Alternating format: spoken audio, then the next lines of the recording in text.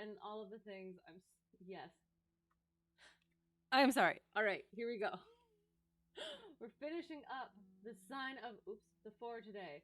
I'm trying to make my laptop be decent for the love.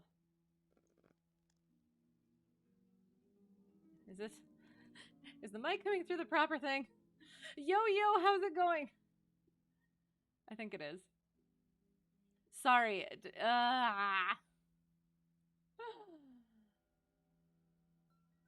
We're good. We're normal. This is normal. It's working. Okay. Music is going. Things are going. Stuff is happening. We're finishing. I'm sorry. The sign of the 4. Continuing. How's it going?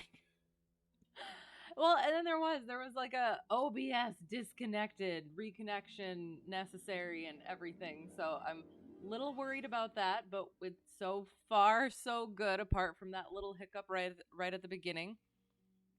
So yeah. Okay. Anyway, again, normal. Da-da. Da-da. Where is it? Why is it? Gosh darn it. And blip and blip and blip. There we go. Okay. You spent all day researching blended wing designs. What is a blended wing design? Then Charlie hit you with a Chinese spy drone flying over Montana, and now you're dodging cannibals in the forest trail. It's been a busy day. What on earth? Like, it just seems like there's like absolutely no connection between any of those things. I mean, a little bit, but like to a point. Well, I hope that the relaxation of dodging cannibals is successful. It's been rather eventful. It sounds like it.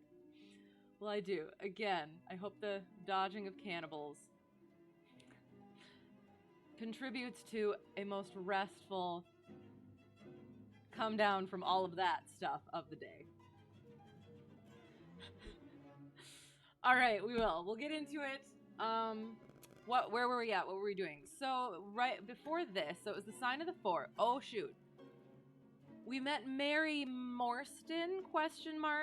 She lost her father and then was getting pearls every year to make up for it, ? And then there was a murder, and a most grisly murder, and suspicious footprints.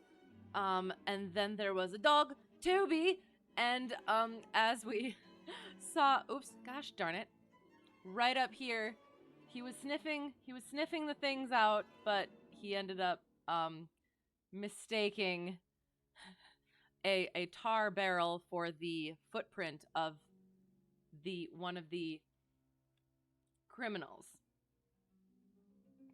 I'm really, really bad at explaining things, but that's where we were. We were laughing at poor Toby.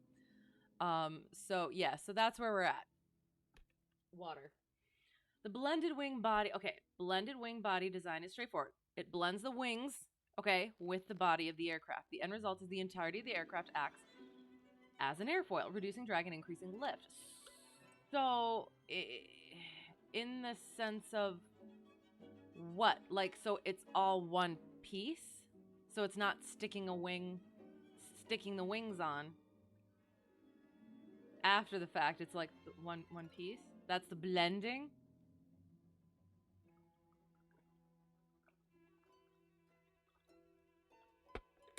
And I mean, that sounds like it would be a good option, but how, what's the word? Economical is it? All right, well, you tell me more of that. We're going to continue. Chapter 8 of Part 2. What's the word? Impromptu Part 2, kind of. It's not the right word. Anyway, Chapter 8, The Baker Street Irregulars. What now? I asked. Toby has lost his character for infallibility. No, he has not. He's a good dog and simply got what's the word? Confused. He acted according to his lights, said Holmes, lifting him down from the barrel and walking him out of the timber yard. If you consider how much creosote is carted about London in one day, it is no great wonder that our trail should have been crossed. It is much used now, especially for the seasoning of wood. Poor Toby is not to blame. I like Holmes with that statement. We must get on the main scent again, I suppose. The blending can be to different extents. Some military aircraft blend, but still look traditional. Then on the other extreme, you have the flying wing, which is basically exactly how that sounds. Okay, interesting. Okay, that makes sense. But, like, so yeah, though, so it is basically like one piece rather than sticking the pieces together. Interesting. Well, I hope your research was fruitful. Yes, and fortunately we have no distance to go. Evidently what puzzled the dog at the corner of Knight's Place was that there were two different trails running in opposite directions. We took the wrong one. It only remains to follow the other. Ooh, okay, so Toby's part is not done yet. There was no difficulty about this. On leading Toby to the place where he had committed his fault, he cast about in a wide circle and finally dashed off in a fresh direction. We must take care that he does not now bring us to the place where the creosote barrel came from. Ooh, I observed. I had thought of that, but you notice that he keeps on the pavement, whereas the barrel passed... gosh darn it. The barrel passed down the roadway. No, we are on the true scent now. It tended down toward the riverside, running through Belmont Place and Princess Street. At the end of Broad Street, it ran right down to the water's edge, where there was a small wooden wharf.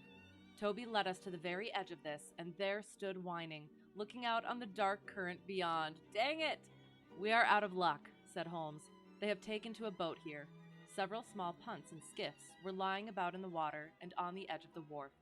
We took Toby round to each in turn, but though he sniffed earnestly, he made no sign. Close to the rude landing stage was a small brick house with a wooden placard slung out through the second window. Mordecai Smith was printed across it in large letters, and underneath, boats to hire by the hour or day. A second inscription above the door informed us that a steam launch was kept, a statement which was confirmed by a great pile of coke upon the jetty. Sherlock Holmes looked slowly round, and his face assumed an ominous expression. This looks bad, said he. These fellows are sharper than I expected. They seem to have covered their tracks. There has, I fear, been preconcerted management here. He was approaching the door of the house when it opened, and a little curly-headed lad of 6 came running out, followed by a stoutish, red-faced woman with a large sponge in her hand. You come back and be washed, Jack, she shouted. No! Did it disconnect? It's telling me it disconnected.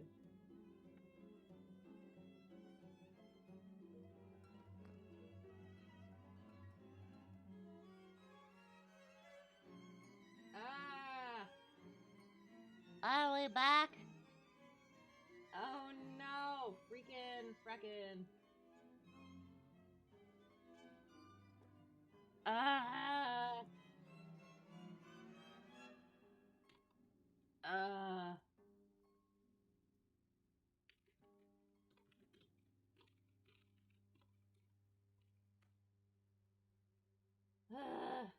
Gosh darn it.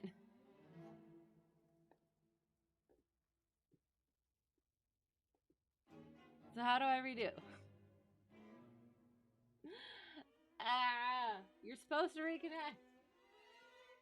This is your job, OBS.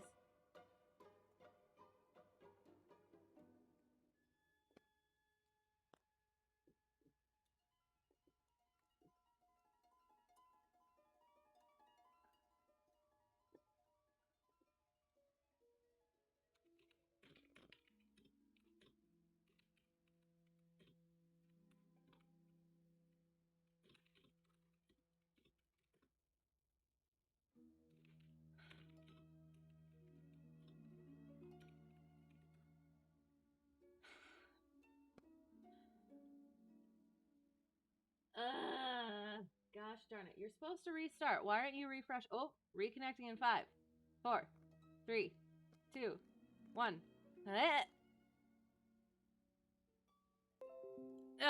We're back, yes? Are we back?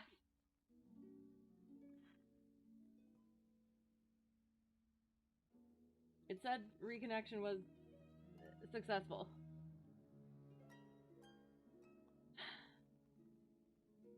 Okay, looks like we're back. Oh, shoot.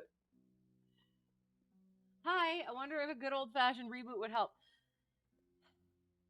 But we're back now. How about if it happens again, I'll just fully restart. Oh, God.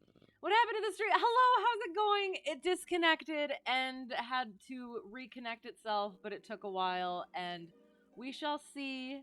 We'll hope that that was the final one. But if not, I will completely restart the stream, and we'll just continue from there. I apologize. There was that omen. It did it right away at the beginning. But we'll hope. We'll hope that that's it. Good vibes. Good vibes. Oh, but yes, anyway, we're hopefully back. Hopefully things are fine and good and dandy. I'll check this again. Twitch is saying that it's now it's excellent, apparently. It was unstable and now it's excellent. So we shall hope for the best. Okay. Where did we end? I think I heard myself say something about a large sponge, so we'll just reread this paragraph. No need to apologize, we'll keep coming back for the mystery. Oh my god, I love that. Sounds good, excellent. It just adds to the mystery. All right, so we're at the wharf. Sherlock and Watson have followed the scent with Toby directly to the water's edge, and they are going. Yes, he was approaching the door of the house when it opened, and a little curly-headed lad of 6 came running out, followed by a stoutish, red-faced woman with a large sponge in her hand. "You come back and be washed, Jack," she shouted. "Come back, you young imp, for if your father comes home and finds you like that, he'll let us hear of it." "Dear little chap," said Holmes strategically. "What a rosy-cheeked young rascal. Now, Jack, is there anything you would like?" The youth pondered for a moment. "I'd like a shillin'," said he. "Nothing you would like better?" "I'd like 2 shillin' better," the prodigy answered after some thought. "Here you are, then. Catch. A fine child, Mrs. Smith." "Lor bless you, sir, he is that, and forward. He gets almost too much for me to manage, especially when my man is away days at a time." "Away, is he?" said Holmes in a disappointed voice. "I am sorry for that, for I wanted to speak to Mr. Smith." "He's been away since yesterday morning, sir, and, truth to tell, I am beginning to feel frightened about him. But if it was about a boat, sir, maybe I could serve as well." "I wanted to hire his steam launch." Oops. "Why, bless you, sir, it is in the steam launch that he has gone. That's what puzzles me, for I know there ain't more coals in her than would take her to about Woolwich and back. Or is it just Woolwich? And back. If he'd been away in the barge, I'd a thought nothing, for many a time a job has taken him as far as Gravesend. And then if there was much doing there, he might have stayed over. But what good is a steam launch without coals?" "He might have bought some at a wharf down the river." "He might, sir, but it weren't his way. Many a time I've heard him call out at the prices they charge for a few odd bags. Besides, I don't like that wooden-legged man, with his ugly face and outlandish talk. What did he want always knocking about here for?" "A wooden-legged man?" said Holmes, with bland surprise. "Yes, sir, a brown monkey-faced chap that's called more'n once for my old man. It was him that roused him up yesternight, and, what's more, my man knew he was comin', for he had steam up in the launch. I tell you straight, sir, I don't feel easy in my mind about it." "But, my dear Mrs. Smith," said Holmes, shrugging his shoulders, "you are frightening yourself about nothing. How could you possibly tell that it was the wooden-legged man who came in the night? I don't quite understand how you can be so sure." "His voice, sir. I knew his voice, which is kind of thick and foggy. He tapped at the winder, about 3 it would be. 'Show a leg, matey,' says he. 'Time to turn out guard.' My old man woke up Jim, that's my eldest, and away they went, without so much as a word to me. I could hear the wooden leg clacking on the stones. And was this wooden-legged man alone? Couldn't say, I am sure, sir. I didn't hear no one else. I am sorry, Mrs. Smith, for I wanted a steam launch, and I have heard good reports of the. Let me see, what is her name? The Aurora, sir. Ah, she's not that old green launch with a yellow line, very broad in the beam. No, indeed. She's as trim a little thing as any on the river. She's been fresh painted, black, with 2 red streaks. So sneaky. Thanks. I hope that you will hear soon from Mr. Smith. I am going down the river, and if I should see anything of the Aurora, I shall let him know that you are uneasy. A black funnel, you say? No, sir. Black with a white band. Ah, of course. It was the sides that were black.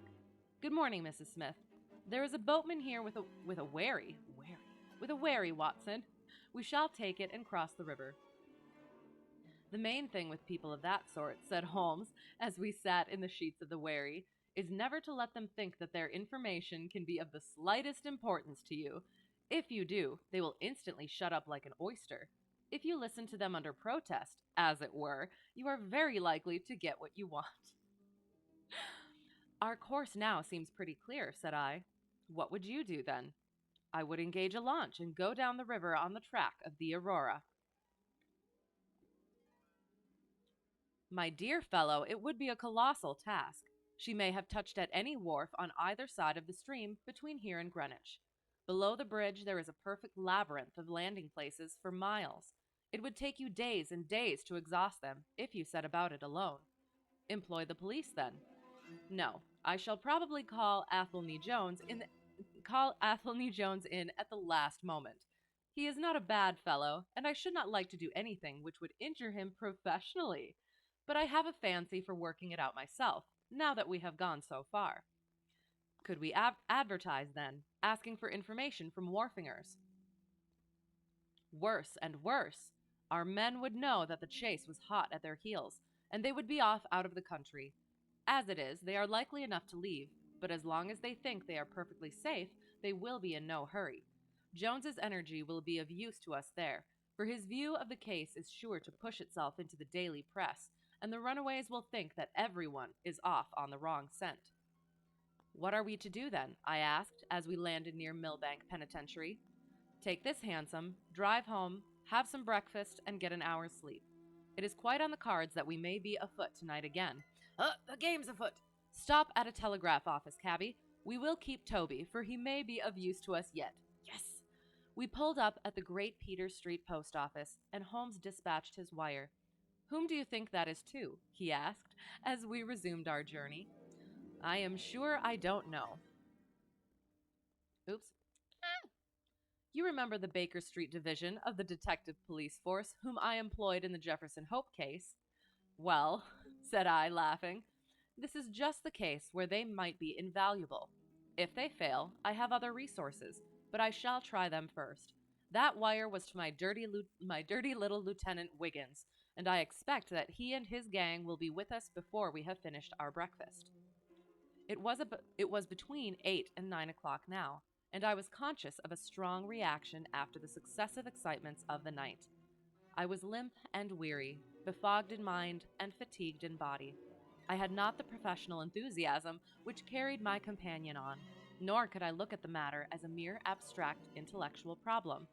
As far as the death of Bartholomew Sholto went, I had heard little good of him, and could feel no intense antipathy to his murderers. The treasure, however, was a different matter. That, or part of it, belonged rightfully to Miss Morstan. While there was a chance of recovering it, I was ready to devote my life to the one object. True, if I found it, it would probably put her forever beyond my reach. Yet it would be a petty and selfish love, which would be influenced by such a thought as that. If Holmes could work to find the criminals, I had a tenfold stronger reason to urge me on to find the treasure. A bath at Baker Street and a complete change freshened me up wonderfully. When I came down to our room, I found the breakfast laid and Holmes pouring out the coffee. Here it is, said he, laughing and pointing to an open newspaper. The energetic Jones and the ubiquitous reporter have fixed it up between them, but you have had enough of the case. Better have your ham and eggs first. I took the paper from him and read the short notice, which was headed Mysterious Business at Upper Norwood. Well, must prepare for this.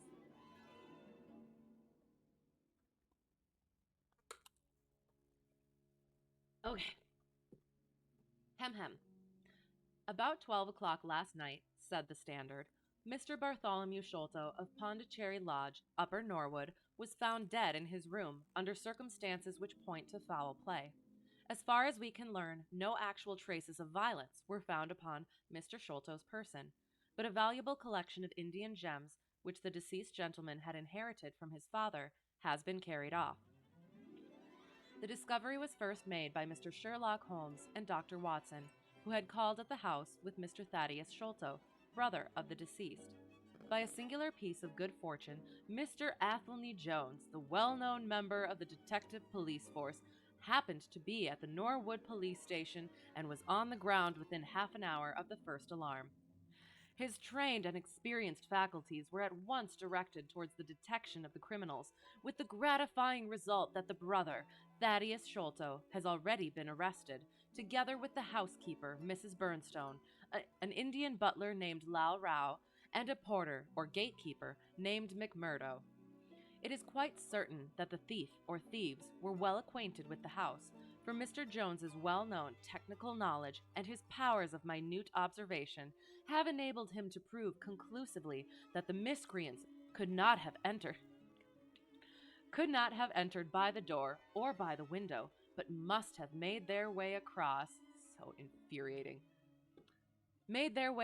the roof of the building, and so through a trap door into a room which communicated with that in which the body was found.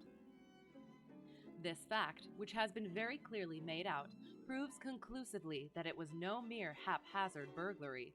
The prompt and energetic action of the officers of the law shows the great advantage of the presence on such occasions of a single, vigorous, and masterful mind.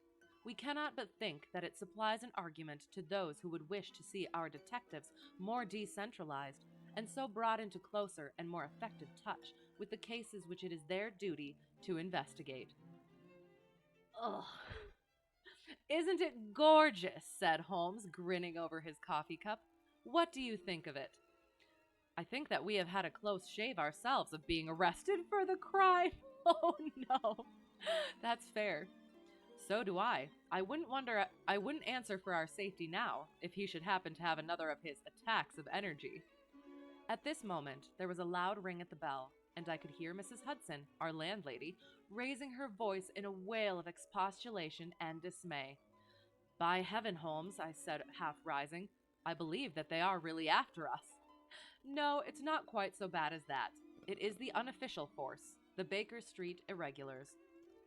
As he spoke, there came a swift pattering of naked feet upon the stairs, a clatter of high voices, and in rushed a dozen dirty and ragged little street Arabs. There was some show of discipline among them, despite their tumultuous entry, for they instantly drew up in line and stood facing us with expectant faces. One of their number, taller and older than the others, stood forward with an air of lounging superiority, which was very funny in such a disreputable little carecrow. Got your message, sir, said he, and brought 'em on sharp. 3 bob and a tanner for tickets. Here you are, said Holmes, producing some silver. In future they can report to you, Wiggins, and you to me. I cannot have the house invaded in this way. However, it is just as well that you should all hear the instructions. I want to find the whereabouts of a steam launch called the Aurora. Owner, Mordecai Smith, black with 2 red streaks, funnel black with a white band. She is down the river somewhere. I want 1 boy to be at Mordecai Smith's landing stage, opposite Millbank, to say if the boat comes back. You must divide it out among yourselves, and do both banks thoroughly. Let me know the moment you have news. Is that all clear? Yes, Governor, said Wiggins. The old scale of pay, and a guinea to the boy who finds the boat. Here's a day in advance. Now off you go. He handed them a shilling each, and away they buzzed down the stairs, and I saw them a moment later streaming down the street. If the launch is above water, they will find her, said Holmes, as he rose from the table and lit his pipe. They can go everywhere, see everything, overhear everyone. I expect to hear before evening that they have spotted her. In the meanwhile, we can do nothing but await results. We cannot pick up the broken trail until we find either the Aurora or Mr. Mordecai Smith. Toby could eat these scraps, I dare say. Are you going to bed, Holmes? No, I am not tired. I have a curious constitution. I never remember feeling tired by work, though idleness exhausts me completely. I am going to smoke and to think over this queer business to which my fair client has introduced us. If ever man had an easy task, this of ours ought to be. Wooden-legged men are not so common, but the other man must, I should think, be absolutely unique. That other man again. You like how one of the achievements in this game involves eating an entire family? You don't know how to react to that, so you're sharing.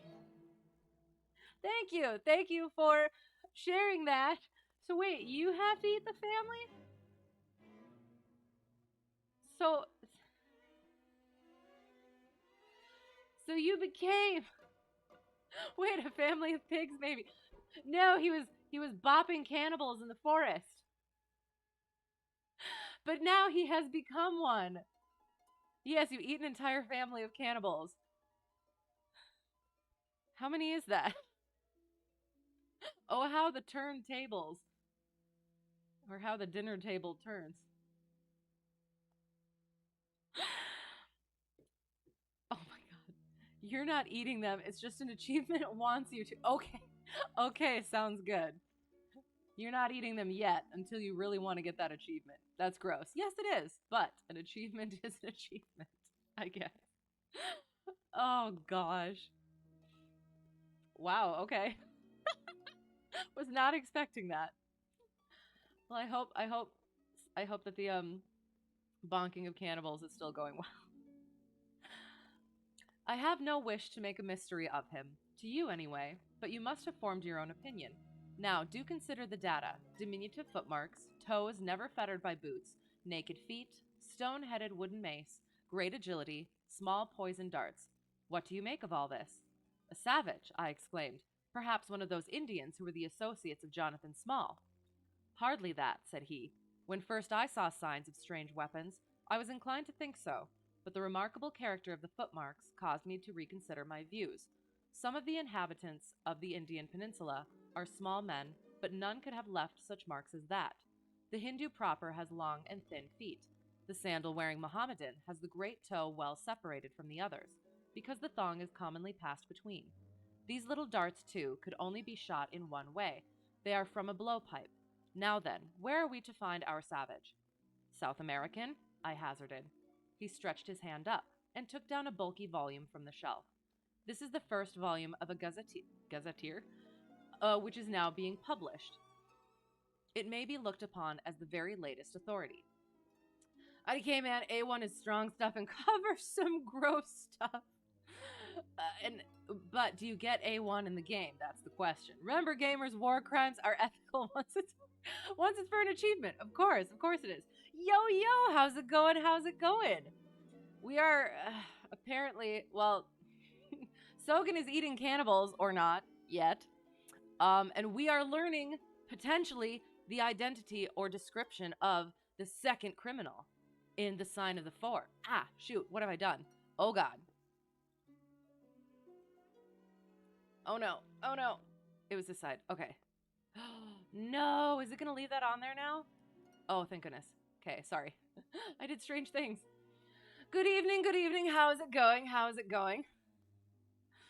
This evening is full of cannibals and boats, and yeah, at least we're not talking about cocaine anymore yet. This is much more civilized. Okay, so cannibals is more civilized than cocaine. Got it. All right. Give it a hot minute. Yeah. You never know where this is going. Hello. How's it going? Yeah. And then yes, we'll just again cannibals. Cannibals is happening. Not in the book.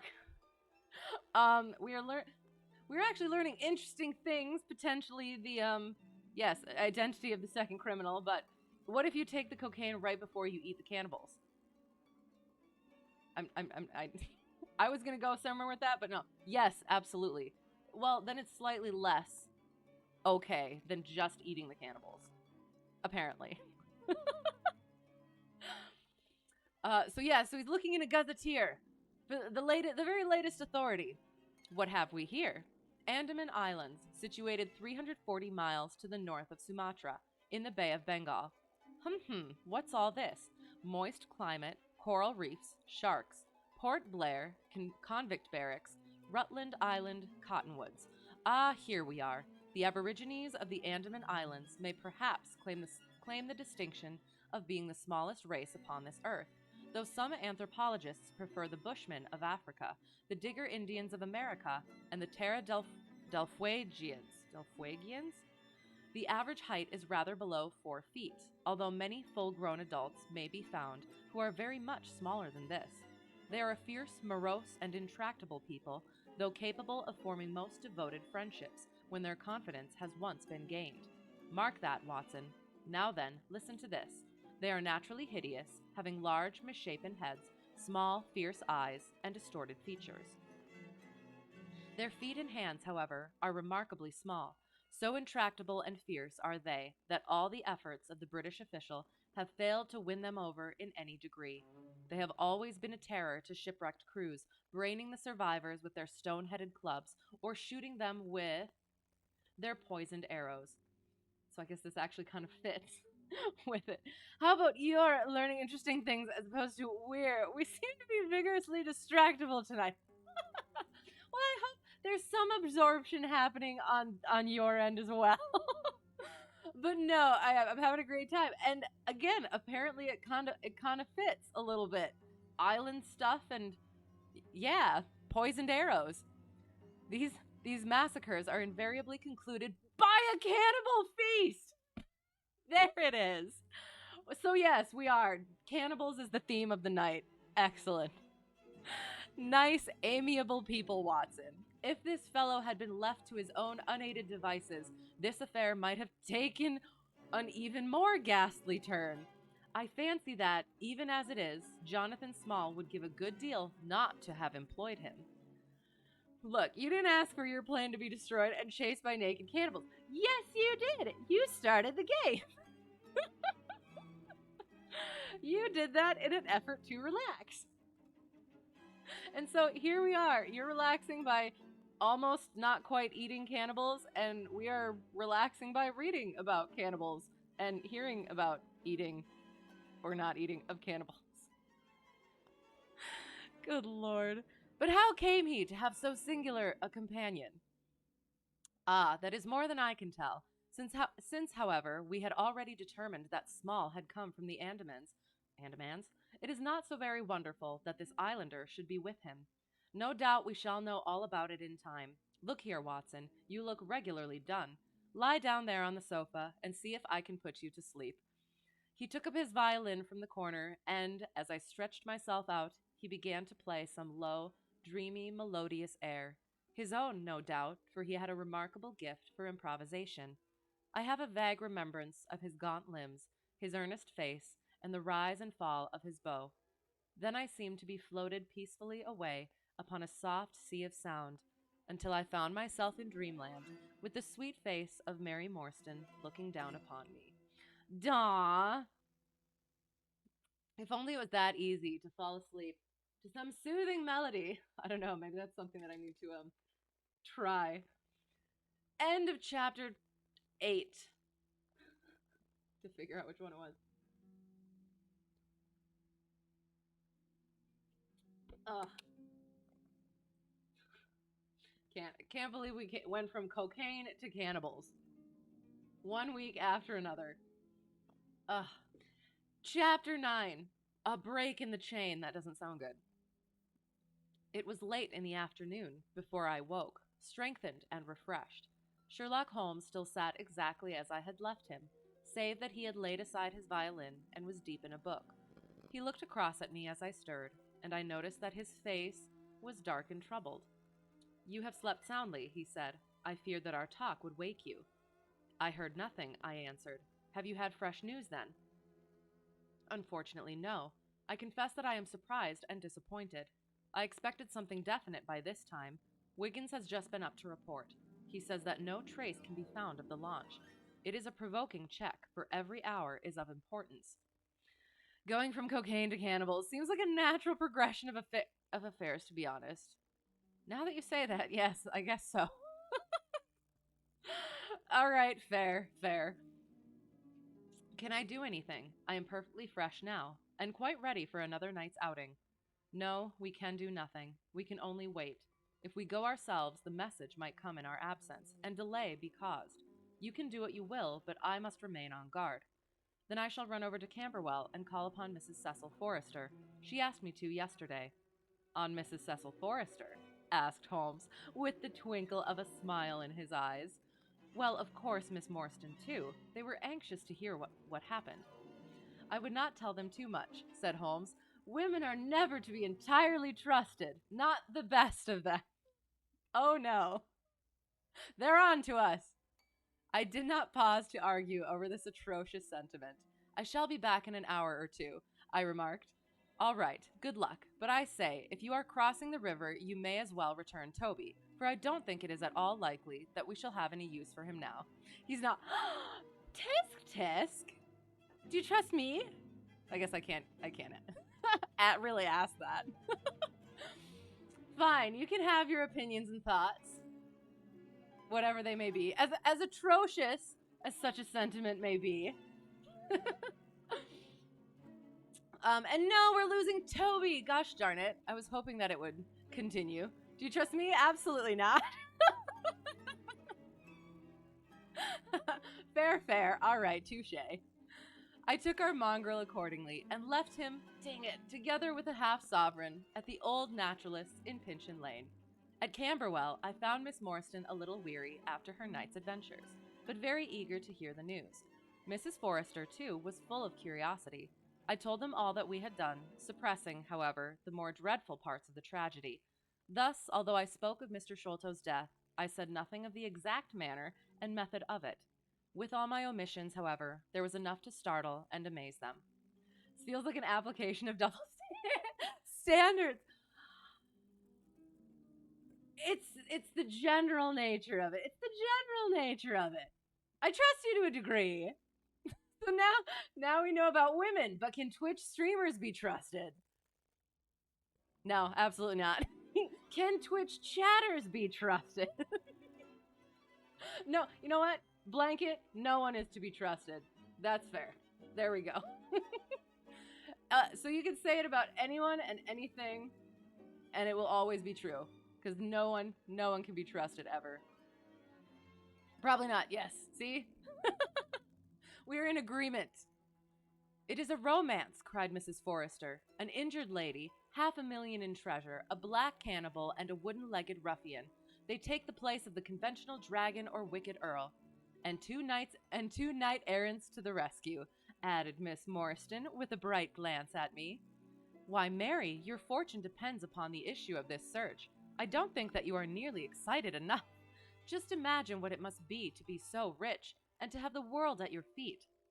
It sent a little thrill of joy to my heart to notice that she showed no sign of elation at the prospect. On the contrary, she gave a toss of her proud head, as though the matter were one in which she took small interest.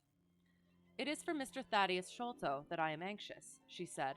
Nothing else is of any consequence, but I think that he has behaved most kindly and honorably throughout. It is our duty to clear him of this dreadful and unfounded charge. It was evening before I left Camberwell, and quite dark by the time I reached home. My companion's book and pipe lay by his chair, but he had disappeared.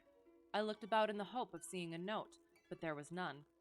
I suppose that Mr. Sherlock Holmes has gone out, I said to Mrs. Hudson, as she came up to lower the blinds. No, sir. He has gone to his room, sir. Do you know, sir, sinking her voice into an impressive whisper, I am afraid for his health. Why so, Mrs. Hudson? Well, he's that strange, sir. After you was gone, he walked up and down, until I was weary of the sound of his footstep. Then I heard him talking to himself and muttering, and every time the bell rang out, he came on the stairhead with, What is that, Mrs. Hudson? And now he has slammed off to his room, but I can hear him walking away the same as ever. I hope he's not going to be ill, sir.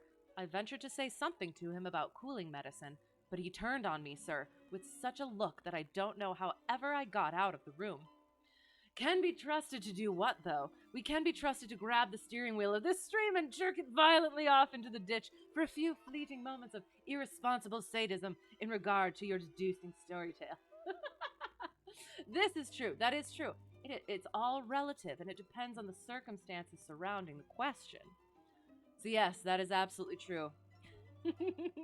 In that, you can very much be trusted. You can be trusted to not be trustworthy. Oh, what's the line? Oh, the one from Pirates of the Caribbean, Jack Sparrow. An honest man you can always trust to be dishonest. Honestly, it's the honest ones you want to watch out for. So yes, very, very trusted to be untrustworthy. But I'm having a good time and I appreciate it, so we're good. I don't think that you have any cause to be uneasy, Mrs. Hudson, I answered. I have seen him like this before. He has some small matter upon his mind which makes him restless. I tried to speak lightly to our worthy landlady, but I was myself somewhat uneasy when through the long night I still, from time to time, heard the dull sound of his tread and knew how his keen spirit was chafing against this involuntary inaction. At breakfast time he looked worn and haggard, with a little fleck of feverish color upon either cheek. Oh no! You are knocking yourself up, old man, I remarked. I heard you marching about in the night. No, I could not sleep, he answered. This infernal problem is consuming me. It is too much to be balked by so petty an obstacle when all else had been overcome. I know the men, the launch, everything, and yet I can get no news. I have set other agencies at work and used every means at my disposal. The whole river has been searched on either side, but there is no news, nor has Mrs. Smith heard of her husband. I shall come to the conclusion soon that they have scuttled the craft, but there are objections to that. Or that Mrs. Smith has put us on a wrong scent? No, I think that may be dismissed. I had inquiries made, and there is a launch of that description. Could it have gone up the river? Or could it have gone up the river? I have considered that possibility too, and there is a search party who will work up as far as Richmond. If no news comes today, I shall start off myself tomorrow, and go for the men rather than the boat. But surely we shall hear something. We did not, however. Not a word came to us either from Wiggins or from the other agencies.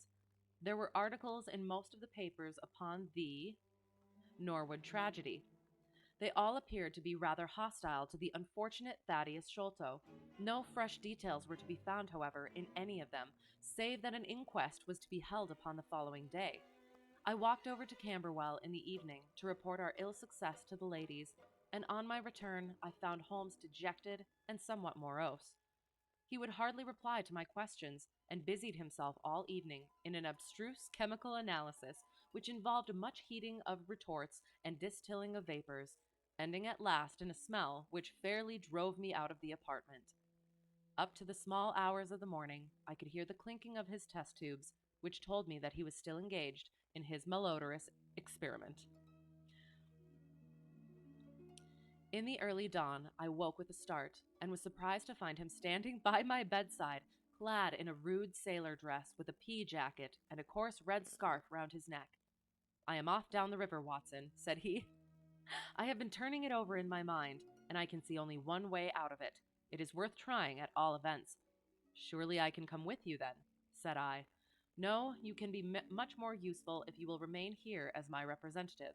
I am loath to go, for it is quite on the cards that some message may come during the day, though Wiggins was despondent about it last night. I want you to open all notes and telegrams, and to act on your own judgment if any news should come. Can I rely upon you? Most certainly. You have conducted malodorous experiments of your own, but the latest involved Taco Bell. Well, at least the beginning of that experiment, I assume, was pleasant. Until it wasn't.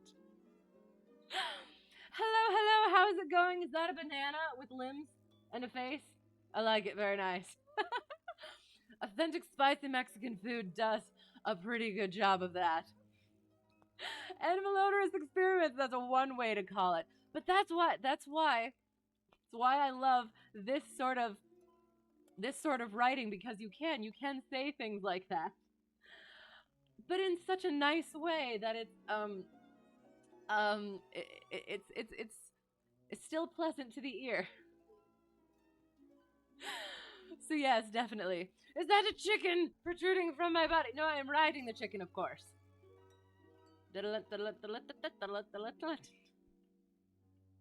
Yes. Wait, do I not know the peanut butter jelly banana? Oh God. Apparently not. I mean, it's just it's a small banana with limbs. That's all I can see. It's very small. I assume. Man, you feel honestly. I feel like we're around the same age. I just don't know things. I don't know the things and the references. I'm sorry. Peanut butter isn't that from like Family Guy or something? Peanut butter jelly time. But honestly, you feel like an internet ghost. And that's yes, maybe. I don't know. I wasn't as in the internet in my younger days as I am now, and even then, that's yeah, I'm not too much into it either. So I'm sorry. Seeing how it's changed so much over time, and yes, that's I know some of it, but not enough. So yes, brevity is queen. Shart is how you call it. But you can't say that in proper company. So that's the thing. It's you can say a shart. And now we're talking. Oh my God. How do I let these things get to the? Because it's funny. That's why. I am a proper lady, and you guys do not allow me to be that way because it's funny. Dang it. But yes. So in proper company, in certain company, yes, with your grin, you use malodorous experiments. In other company, you use that one. And you're gonna learn me? Sounds good. Let me know. Send me stuff. Ah, chicken, giddy up. I'm sorry. Oh my God. All right, continuing. Most certainly, Watson is being trusted to be relied upon by Sherlock. It's a broy moment. Feel the broness. I am afraid that you will not be able to wire to me, for I can hardly tell yet where I may find myself. If I am in luck, however, I may not be gone so very long. I shall have news of some sort or other before I get back. Sharting is not allowed. Nor is the discussion. No, I'm just kidding. It's a discussion of language. When it's a discussion of language, then it is okay. That's how we maneuver into these situations. I had heard nothing of him by breakfast time. On opening the Standard, however, I found that there was a fresh allusion to the business. With reference to the Upper Norwood tragedy, it remarked, we have reason to believe that the matter promises to be even more complex and mysterious than was originally supposed. Fresh evidence has shown that it is quite impossible that Mr. Thaddeus Sholto could have been in any way concerned in the matter. He and the housekeeper, Mrs. Burnstone, were both released yesterday evening. It is believed, however, that the police have a clue as to the real culprits, and that it is being prosecuted by Mr. Athelney Jones of Scotland Yard with all his well-known energy and sagacity. Further arrests may be expected at any moment. Dun, dun, dun! Thou shalt not shart on your words of old. It's right on the line there. It's right on the line. Gosh darn it. You use thou, so it helps. It dresses it up a little bit. It's like spraying perfume. Never mind. Oh, quick update. You stole a cave from the cannibals that they seem to have forgotten about. You have now reinforced the entrance, which means you own it now. Excellent, excellent. Until you find a family of cannibals still residing deep within it, and then you have to eat them. And then you get an achievement. Congrats on your new stolen cave. That is satisfactory so far as it goes, thought I. Friend Sholto is safe, at any rate. I wonder what the fresh clue may be, though it seems to be a stereotyped form whenever the police have made a blunder. I tossed the paper down upon the table, but at that moment my eye caught an advertisement in the agony column. It ran in this way. You still find it strange that they teach English in England? Well, it can be confusing and complicated. So yes, I'm actually not surprised. Because I'm trying to think.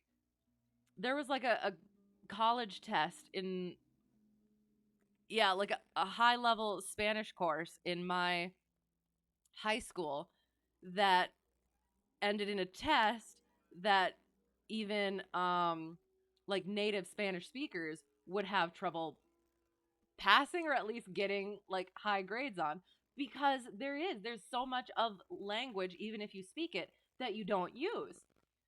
So yeah, it's interest it is it's super interesting, and there's always, and I do a lot of reading, and yet there's always words even in here that, and I've even read this before, that you still don't know and you don't come across enough for it to really um stick. So sorry. Rant over. Yeah, the cannibals are deeper into your cave, but you walled that off too. But that's just walling off an achievement. Don't take that. Always will. Old English you do not understand. I enjoy Old English. It's fun because it's the look of it, and then how you say it, and with it. I don't know. It's fun. At some point, I would like to. I would like to read something in like full. I'm trying to think of what it's Old English. Yeah, Old English, because I'm not horrible at it. I don't think so. I think it would be fun. How about some old Japanese? I would not be able to. I haven't gotten very far at all in the studies. I'm sorry. Yeah, I won't be able to understand any of it. I'm sorry. Maybe someday. The depravity and tenacity of Shakespeare tickles your senses. I was gonna, I was going to say something and it was gonna come out wrong, but I agree. I guess it's so much fun. I really did enjoy reading all of the sonnets, and especially having them all together, because it really kind of did paint a picture of the mentality of the author. And that's why we're doing this as well, because it provides that timeline for Sherlock as well. And that character development and the again, author mentality. So there's a character that's had a huge influence on you as you grew up, but he speaks some truly ancient Japanese, which people nowadays called warrior speak. See, that's much more interesting sounding than Old English. We should call it warrior English. I like that. I like that idea. Now on, it is warrior English. Technically, it's an iambic pentameter and not Old English. Oh, well, true. But it's all. And hello, how's it going, by the way? But yeah, the if you consider it old with a capital O English versus old with a lowercase o English, it, context and capitals. But yeah, no, that's it is a different way of speaking in general, and that's why we teach the English to the English speakers, because the way that it's like boiled down and melded down, and you still have um bits and pieces where different people have different or not dialects, different. Oh my god, why can't I think of the word? You know what I mean? Probably not, because I didn't actually explain anything. Where like you get your slang terms, and you're certain these things mean this because of where you're at, and then other people over here, yes, it's still English, but it doesn't mean that for them because they don't have that context. Yeah. Anyway, I'm sorry. Get me on language and I won't stop talking. All right, my bad. Agony column. It ran in this way. Lost. Whereas Mordecai Smith, boatman, and his son Jim left Smith's Wharf at or about 3 o'clock last Tuesday morning in the steam launch Aurora, black with 2 red stripes, funnel black with a white band, the sum of £5 will be paid to anyone who can give information to Mrs. Smith at Smith's Wharf or at 221B Baker Street as to the whereabouts of the said Mordecai Smith and the launch Aurora. This was clearly Holmes's doing. The Baker Street address was enough to prove that. It struck me as rather ingenious, because it might be read by the fugitives without their seeing in it more than the natural anxiety of a wife or for her missing husband. Hello, how's it going? How's it going? It's already interesting. Cannibals, and other things abound already. But yes, good, good, excellent, excellent. I am quite well. Yes, we're reading some Sherlock Holmes and getting deeper into the mystery. So, yes, I'm glad.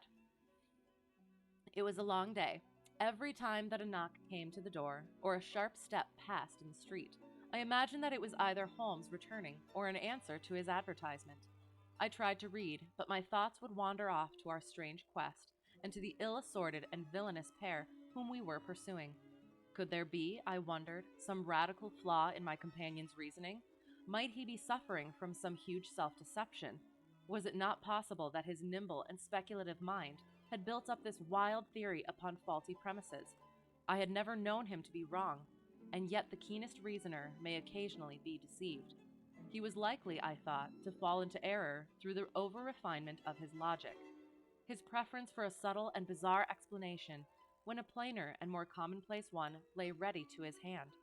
Yet, on the other hand, I had myself seen the evidence, and I had heard the reasons for his deductions. When I looked back on the long chain of curious circumstances, many of them trivial in themselves, but all tending in the same direction, I could not disguise from myself that even if Holmes's explanation were incorrect, the true theory must be equally outre and startling. Outre. uh, how do you see that in like normal English? I, is it just outre? Outre. And startling. Equally outre and startling. I'm sorry. At 3 o'clock in the afternoon, there was a loud peal at the bell, in an authoritative voice in the hall, and, to my surprise, no less a person than Mr. Athelney Jones was shown up to me. Very different was he, however, from the brusque and masterful professor of common sense who had taken over the case so confidently at Upper Norwood. His expression was downcast, and his bearing meek and even apologetic. "Good day, sir. Good day," said he. "Mr. Sherlock Holmes is out, I understand?" "Yes, and I cannot be sure when he will be back. But perhaps you would care to wait. Take that chair and try one of these cigars." "Thank you, I don't mind if I do," said he, mopping his face with a red bandana handkerchief. And a whiskey and soda?" "Well, half a glass. It is very hot for the time of year, and I have had a good deal to worry and try me. You know my theory about this Norwood case? I remember that you expressed one. Well, I have been obliged to reconsider it. I had my net drawn tightly round Mr. Sholto, sir, when pop he went through a hole in the middle of it. He was able to prove an alibi which could not be shaken. From the time that he left his brother's room, he was never out of sight of some one or other, so it could not be he who climbed over roofs and through trap doors. It's a very dark case, and my professional credit is at stake. I should be very glad of a little assistance." "We all need help sometimes," said I. "Your friend, Mr. Sherlock Holmes, is a wonderful man, sir," said he, in a husky and confidential voice. "He's a man who is not to be beat. I have known that young man go into a good many cases, but I never saw the case yet that he could not throw a light upon. He is irregular in his methods, and a little quick, perhaps, in jumping at theories, but on the whole, I think he would have made a most promising officer, and I don't care who knows it. I have had a wire from him this morning, by which I understand that he has got some clue to this Sholto business. Here is the message." He took the telegram out of his pocket and handed it to me. It was dated from Poplar at 12 o'clock. "Go to Baker Street at once," it said. "If I have not returned, wait for me. I am close on the track of the Sholto gang. You can come with us tonight if you want to be in at the finish." Oh, here it comes. "This sounds well. He has evidently picked up the scent again," said I. "Ah, then he has been at fault too," exclaimed Jones with evident satisfaction. "After all that! Even the best of us are thrown off sometimes. Of course, this may prove to be a false alarm. But it is my duty as an officer of the law to allow no chance to slip. But there is someone at the door. Perhaps this is he." A heavy step was heard ascending the stair, with a great wheezing and rattling as from a man who was sorely put to it for breath. Once or twice he stopped, as though the climb were too much for him. Sorry, had computer stuff. Once or twice he stopped, as though the climb were too much for him, but at last he made his way to our door and entered. His appearance corresponded to the sounds which we had heard. He was an aged man, clad in seafaring garb, with an old pea-jacket buttoned up to his throat. His back was bowed, his knees were shaky, and his breathing was painfully asthmatic. As he leaned upon a thick oaken cudgel, his shoulders heaved in the effort to draw the air into his lungs. He had a colored scarf round his chin, and I could see little of his face, save a pair of keen, dark eyes, overhung by bushy, white brows, and long, gray side whiskers. Altogether, he gave me the impression of a respectable master mariner who had fallen into years and poverty. "What is it, my man?" I asked. He looked about him in the slow, methodical fashion of old age. "Is Mr. Sherlock Holmes here?" said he. "No, but I am acting for him. You can tell me any message you have for him." "It was to him himself I was to tell it," said he. "But I tell you that I am acting for him. Was it about Mordecai Smith's boat?" "Yes, I knows well where it is, and I knows where the men he is after are, and I knows where the treasure is. I knows all about it." "Then tell me, and I shall let him know." "It was to him I was to tell it," he repeated, with the petulant obstinacy of a very old man. "Well, you must wait for him." No, I ain't going to lose a whole day to please no one. If Mr. Holmes ain't here, then Mr. Holmes must find it all out for himself. I don't care about the look of either of you, and I won't tell a word." He shuffled towards the door, but Athelney Jones got in front of him. "Wait a bit, my friend," said he. "You have important information, and you must not walk off. We shall keep you, whether you like it or not, until our friend returns." The old man made a little run towards the door, but, as Athelney Jones put his broad back up against it, he recognized the uselessness of resistance.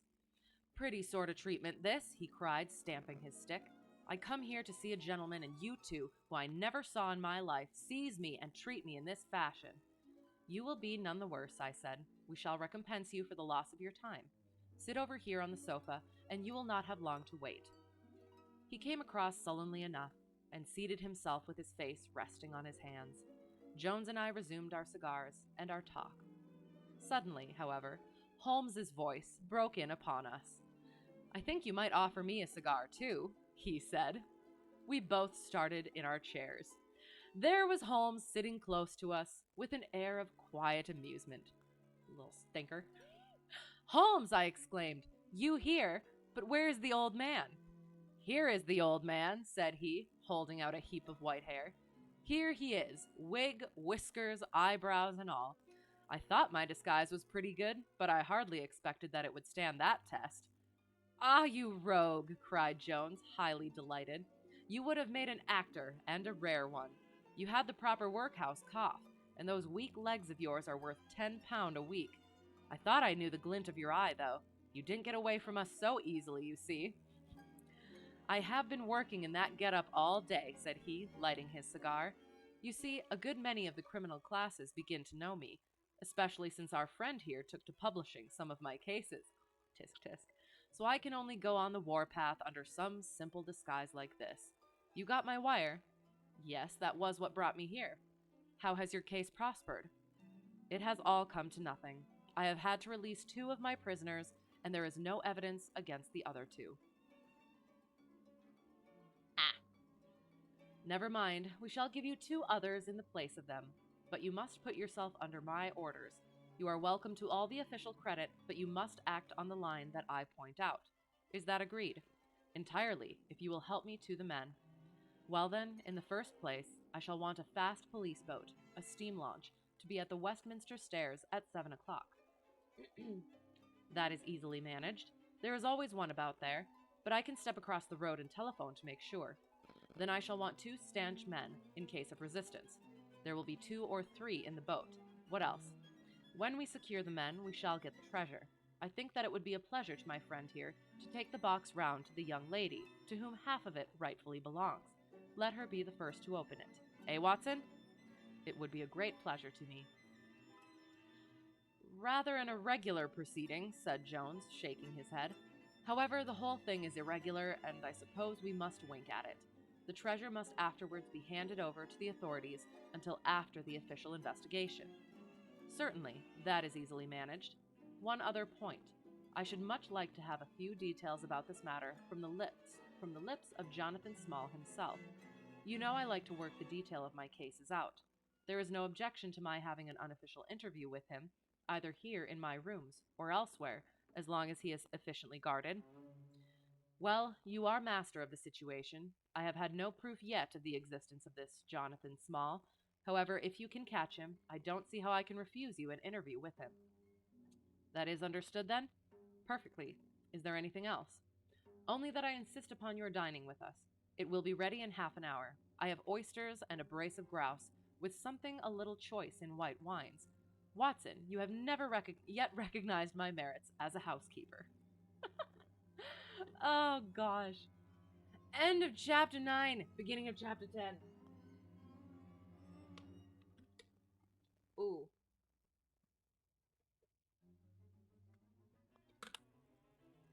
The title seems to say something. Alright, I mean, as things do, but foreshadowing, which is what titles kind of do. Anyway, alright, sorry. You're not fooling us. We know what's in the bottle. It is water. Last Sunday it was not water, but this is water. Yes. Definitely not cocaine or cannibal blood, which is what apparently our discussions come to. End of chapter 10. Beginning of chapter 10. I promise it is water. Right, a clear liquid has to be water. Well, a clear liquid other than water, I would put other things in to make it not clear. So yes, the clear liquid currently, water, current, is water. Chapter 10. The end of the Islander. But I can tell there's getting nothing past you. Our meal was a merry one. Holmes could, oh god, I really want to put an L in there. Holmes could talk exceedingly well when he chose, and that night he did choose. He appeared to be in a state of nervous exaltation. I have never known him so brilliant.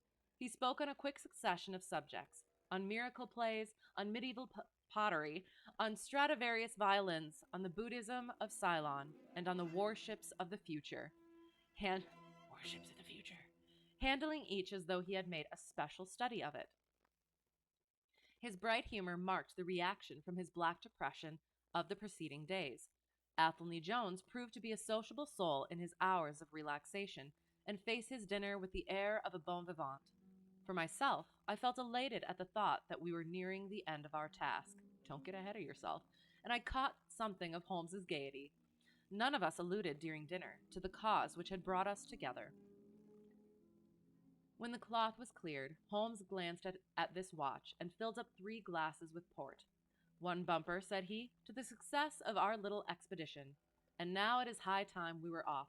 Have you a pistol, Watson? I have my old service revolver in my desk. You had best take it, then. It is well to be prepared. I see that the cab is at the door. I ordered it for 6:30.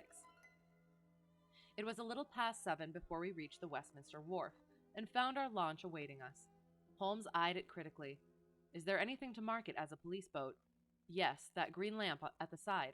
Then take it off. The small change was made. We stepped on board, and the ropes were cast off. Jones, Holmes, and I sat in the stern. There was one man at the rudder, one to tend the engines, and 2 burly police inspectors forward. Where to? Asked Jones. To the tower. Tell them to stop opposite Jacobson's yard. Our craft was evidently a very fast one. We shot past the long lines of loaded barges as though they were stationary. Holmes smiled with satisfaction as we overhauled a river steamer and left her behind us. We ought to be able to catch anything on the river, he said. Well, hardly that, but there are not many launches to beat us. We shall have to catch the Aurora, and she has a name for being a clipper. I will tell you how the land lies, Watson. You recollect how annoyed I was at being balked by so small a thing. Yes. Well, I gave my mind a thorough rest by plunging into a chemical analysis. One of our greatest statesmen has said that a change of work is the best rest. So it is. When I had succeeded in dissolving the hydrocarbon which I was at work at, I came back to our problem of the Sholtos, and thought the whole matter out again. My boys had been up the river and down the river without result. The launch was not at any landing stage or wharf, nor had it returned. Yet it could hardly have been scuttled to hide their traces, though that always remained as a possible hypothesis if all else failed. I knew this man Small had a certain degree of low cunning, but I did not think him capable of anything in the nature of delicate finesse. That is usually a product of higher education. I then reflected that since he had certainly been in London some time, as we had evidence that he maintained a continual watch over Pondicherry Lodge, he could hardly leave at a moment's notice, but would need some little time, if it were only a day, to arrange his affairs. That was the balance of probability, at any rate. It seems to me to be a little weak, said I. It is more probable that he had arranged his affairs before ever he set out upon his expedition. No, I hardly think so. This lair of his would be too valuable a retreat in case of need for him to give it up until he was sure that he could do without it. But a second consideration struck me. Jonathan Small must have felt that the peculiar appearance of his companion, however much he may have top-coated him, would give rise to gossip, and possibly be associated with this Norwood tragedy. He was quite sharp enough to see that. They had started from their headquarters under cover of darkness, and he would wish to get back before it was broad light. Now it was past 3 o'clock, according to Mrs. Smith, when they got the boat. It would be quite bright, and people would be about in an hour or so. Therefore, I argued, they did not go very far. They paid Smith well to hold his tongue, reserved his launch for the final escape, and hurried to their lodgings with the treasure box. In a couple of nights, when they had time to see what view the papers took, and whether there was any suspicion, they would make their way under cover of darkness to some ship at Gravesend or in the Downs, where no doubt they had already arranged for passages to America or the colonies. But the launch, they could not have taken that to their lodgings. Quite so. I argued that the launch must be no great way off, in spite of its invisibility. I then put myself in the place of Small, and looked at it as a man of his capacity would. He would probably consider that to send back the launch, or to keep it at a wharf, would make pursuit easy if the police did happen to get on his track. How then could he conceal the launch, and yet have her at hand when wanted? I wondered what I should do myself if I were in his shoes. I could only think of one way of doing it. I might land the launch over to some boat builder or repairer with directions to make a trifling change in her. She would then be removed to his shed or hard, and so be effectually concealed, while at the same time I could have her at a few hours' notice. That seems simple enough. It is just these very simple things which are extremely liable to be overlooked. However, I determined to act on the idea.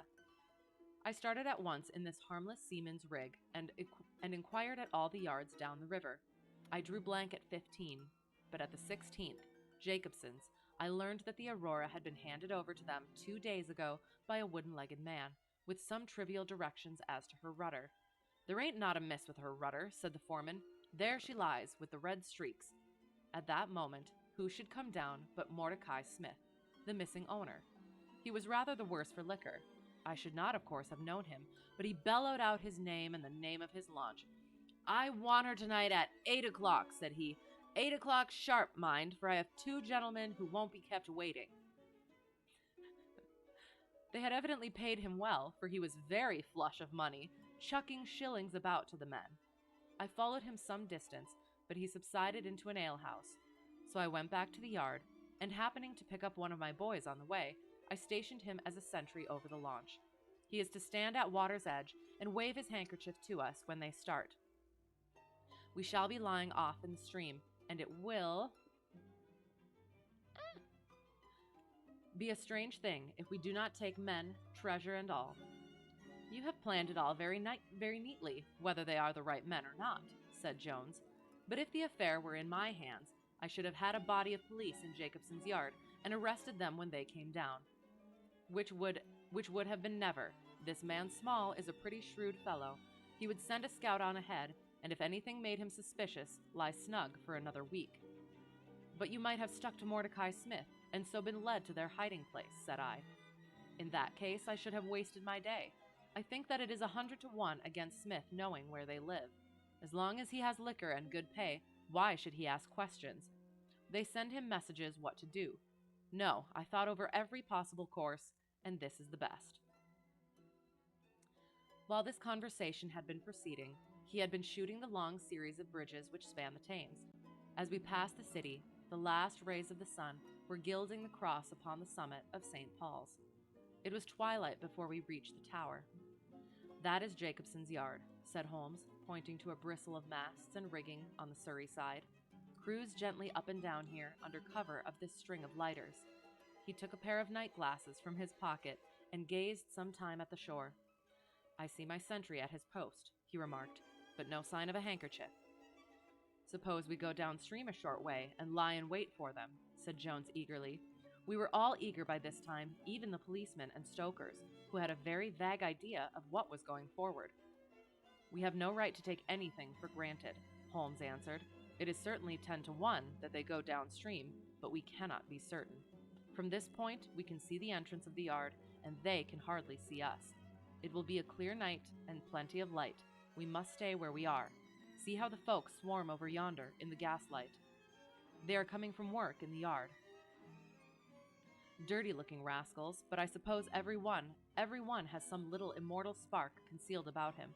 You would not think it to look at them. There is no a priori probability about it. A strange enigma is man. Someone calls him a soul concealed in an animal, I suggested.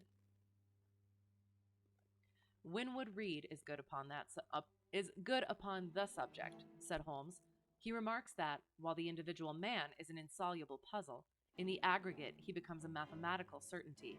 You can, for example, never foretell what any one man will do, but you can say with precision what an average number will be up to. Individuals vary, but percentages remain constant. So says the statistician. But do I see a handkerchief? Surely there is a white flutter over yonder. Yes, it is your boy, I cried. I can see him plainly. And there is the Aurora, exclaimed Holmes, and going like the devil. Full speed ahead, engineer. Make after that launch with the yellow light. By heaven, I shall never forgive myself if she proves to have the heels of us. She had slipped unseen through the yard entrance and passed behind 2 or 3 small craft, so that she had fairly got her speed up before we saw her.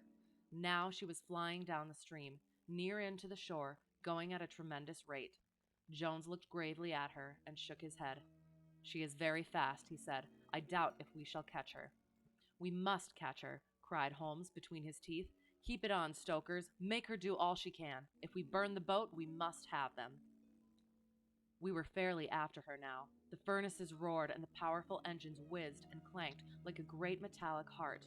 Her sharp, steep prow cut through the river water and sent 2 rolling waves to right and to left of us. With every throb of the engines, we sprang and quivered like a living thing. One great yellow lantern in our bows threw a long, flickering funnel of light in front of us. Right ahead, a dark blur upon the water showed where the Aurora lay, and the swirl of white foam behind her spoke of the pace at which she was going. We flashed past barges, steamers, merchant vessels, in and out, behind this one and round the other. Voices hailed us out of the darkness, but still the Aurora thundered on, and still we followed close upon her track. Pile it on, men, pile it on, cried Holmes, looking down into the engine room, while the fierce glow from below beat upon his eager, aquiline face. Get every pound of steam you can. I think we gain a little, said Jones, with his eyes on the Aurora. I am sure of it, said I. We shall be up with her in a very few minutes. Here we go. Boat chase! At that moment, however, as our evil fate would have it, a tug with 3 barges in tow blundered in between us. It was only by putting our helm hard down that we avoided a collision, and before we could round them and recover our way, the Aurora had gained a good 200 yards. She was still, however, well in view, and the murky, uncertain twilight was setting into a clear, starlit night. Our boilers were strained to their utmost, and the frail shell vibrated and creaked with the fierce energy which was driving us along. We had shot through the pool, past the West India docks, down the long Deptford reach, and up again after rounding the Isle of Dogs. The dull blur in front of us resolved itself now clearly enough into the dainty Aurora. Jones turned our searchlight upon her, so that we could plainly see the figures upon her deck. One man sat by the stern, with something black between his knees, over which he stooped. Beside him lay a dark mass, which looked like a Newfoundland dog. The boy held the tiller, while against the red glare of the furnace I could see old Smith, stripped to the waist and shoveling coals for dear life. They may have had some doubt at first as to whether we were really pursuing them, but now, as we followed every winding and turning which they took, there could no longer be any question about it. At Greenwich, we were about 300 paces behind them. At Blackwall, we could not have been more than 250. I have coursed many creatures in many countries during my checkered career, but never did sport give me such a wild thrill as this mad, flying manhunt down the Thames. Steadily we drew in upon them, yard by yard. In the silence of the night, we could hear the panting and clanking of their machinery. The man in the stern still crouched upon the deck, and his arms were moving as though he were busy, while every now and then he would look up and measure with a glance the distance which still separated us. Nearer we came, and nearer. Jones yelled to them to stop. We were not more than 4 boats' lengths behind them, both boats flying at a tremendous pace. It was a clear reach of the river, with Barking Level upon one side, and the melancholy Plumstead Marshes upon the other. At our hail, the man in the stern sprang up from the deck, and shook his 2 clinched fists at us, cursing the while in a high, cracked voice. He was a good-sized, powerful man, and as he stood poising himself with legs astride, I could see that from the thigh downwards there was but a wooden stump upon the right side. At the sound of his strident, angry cries, there was a movement in the huddled bundle upon the deck. It straightened itself into a little black man, the smallest I have ever seen, with a great misshapen head and a shock of tangled, disheveled hair. Holmes had already drawn his revolver, and I whipped out mine at the sight of this savage, distorted creature. He was wrapped in some sort of dark ulster or blanket, which left only his face exposed. But that face was enough to give a man a sleepless night. Never have I seen features so deeply marked with all bestiality and cruelty. His small eyes glowed and burned with a somber light, and his thick lips were writhed back from his teeth, which grinned and chattered at us with a half-animal fury. "Fire if he raises his hand," said Holmes quietly. We were within a boat's length by this time, and almost within touch of our quarry.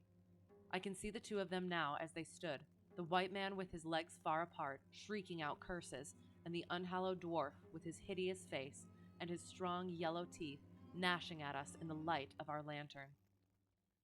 It was well that we had so clear a view of him. Even as we looked, he plucked out from under his covering a short, round piece of wood, like a school ruler, and clapped it to his lips. Our pistols rang out together. He whirled round, threw up his arms, and with a kind of choking cough, fell sideways into the stream. I caught one glimpse of his venomous, menacing eyes amid the white swirl of the waters. At the same moment, the wooden-legged man threw himself upon the rudder and put it hard down, so that his boat made straight in for the southern bank, while we shot past her stern, only clearing her by a few feet. We were round after her in an instant, but she was already nearly at the bank. It was a wild and desolate place, where the moon glimmered upon a wide expanse of marshland, with pools of stagnant water and beds of decaying vegetation.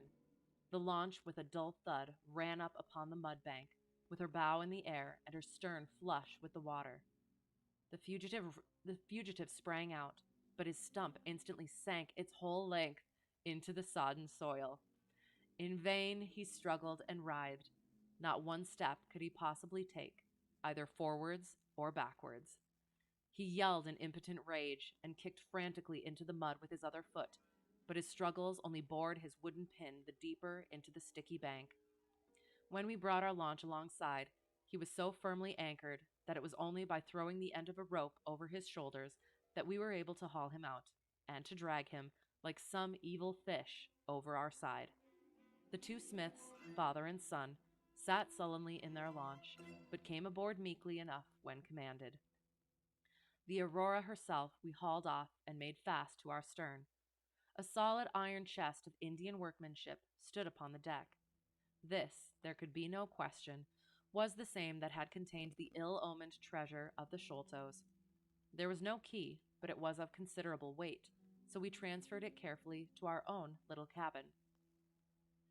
As we steamed slowly upstream again, we flashed our searchlight in every direction, but there was no sign of the islander. Somewhere in the dark ooze at the bottom of the Thames lie the bones of that strange visitor to our shores. See here, said Holmes, pointing to the wooden hatchway. We were hardly quick enough with our pistols. There, sure enough, just behind where we had been standing, stuck one of those murderous darts which we knew so well. It must have whizzed between us at the instant that we fired. Ha! Holmes smiled at it and shrugged his shoulders in his easy fashion, but I confess that it turned me sick to think of the horrible death which had passed so close to us that night. Well, end of chapter 10. That was certainly a whirlwind. Oh, yes, boat chase. This is what people miss when they don't read the classics. Boat chases and murderous darts. I had a good time. Chapter 11. The Great Agra Treasure. Our captive sat in the cabin opposite to the iron box, which he had done so much and waited so long to gain. He was a sunburned, reckless-eyed fellow with a network of lines and wrinkles all over his mahogany features, which told of a hard, open-air life. There was a singular prominence about his bearded chin, which marked a man who was not to be easily turned from his purpose. Chapter 11, Bankruptcy.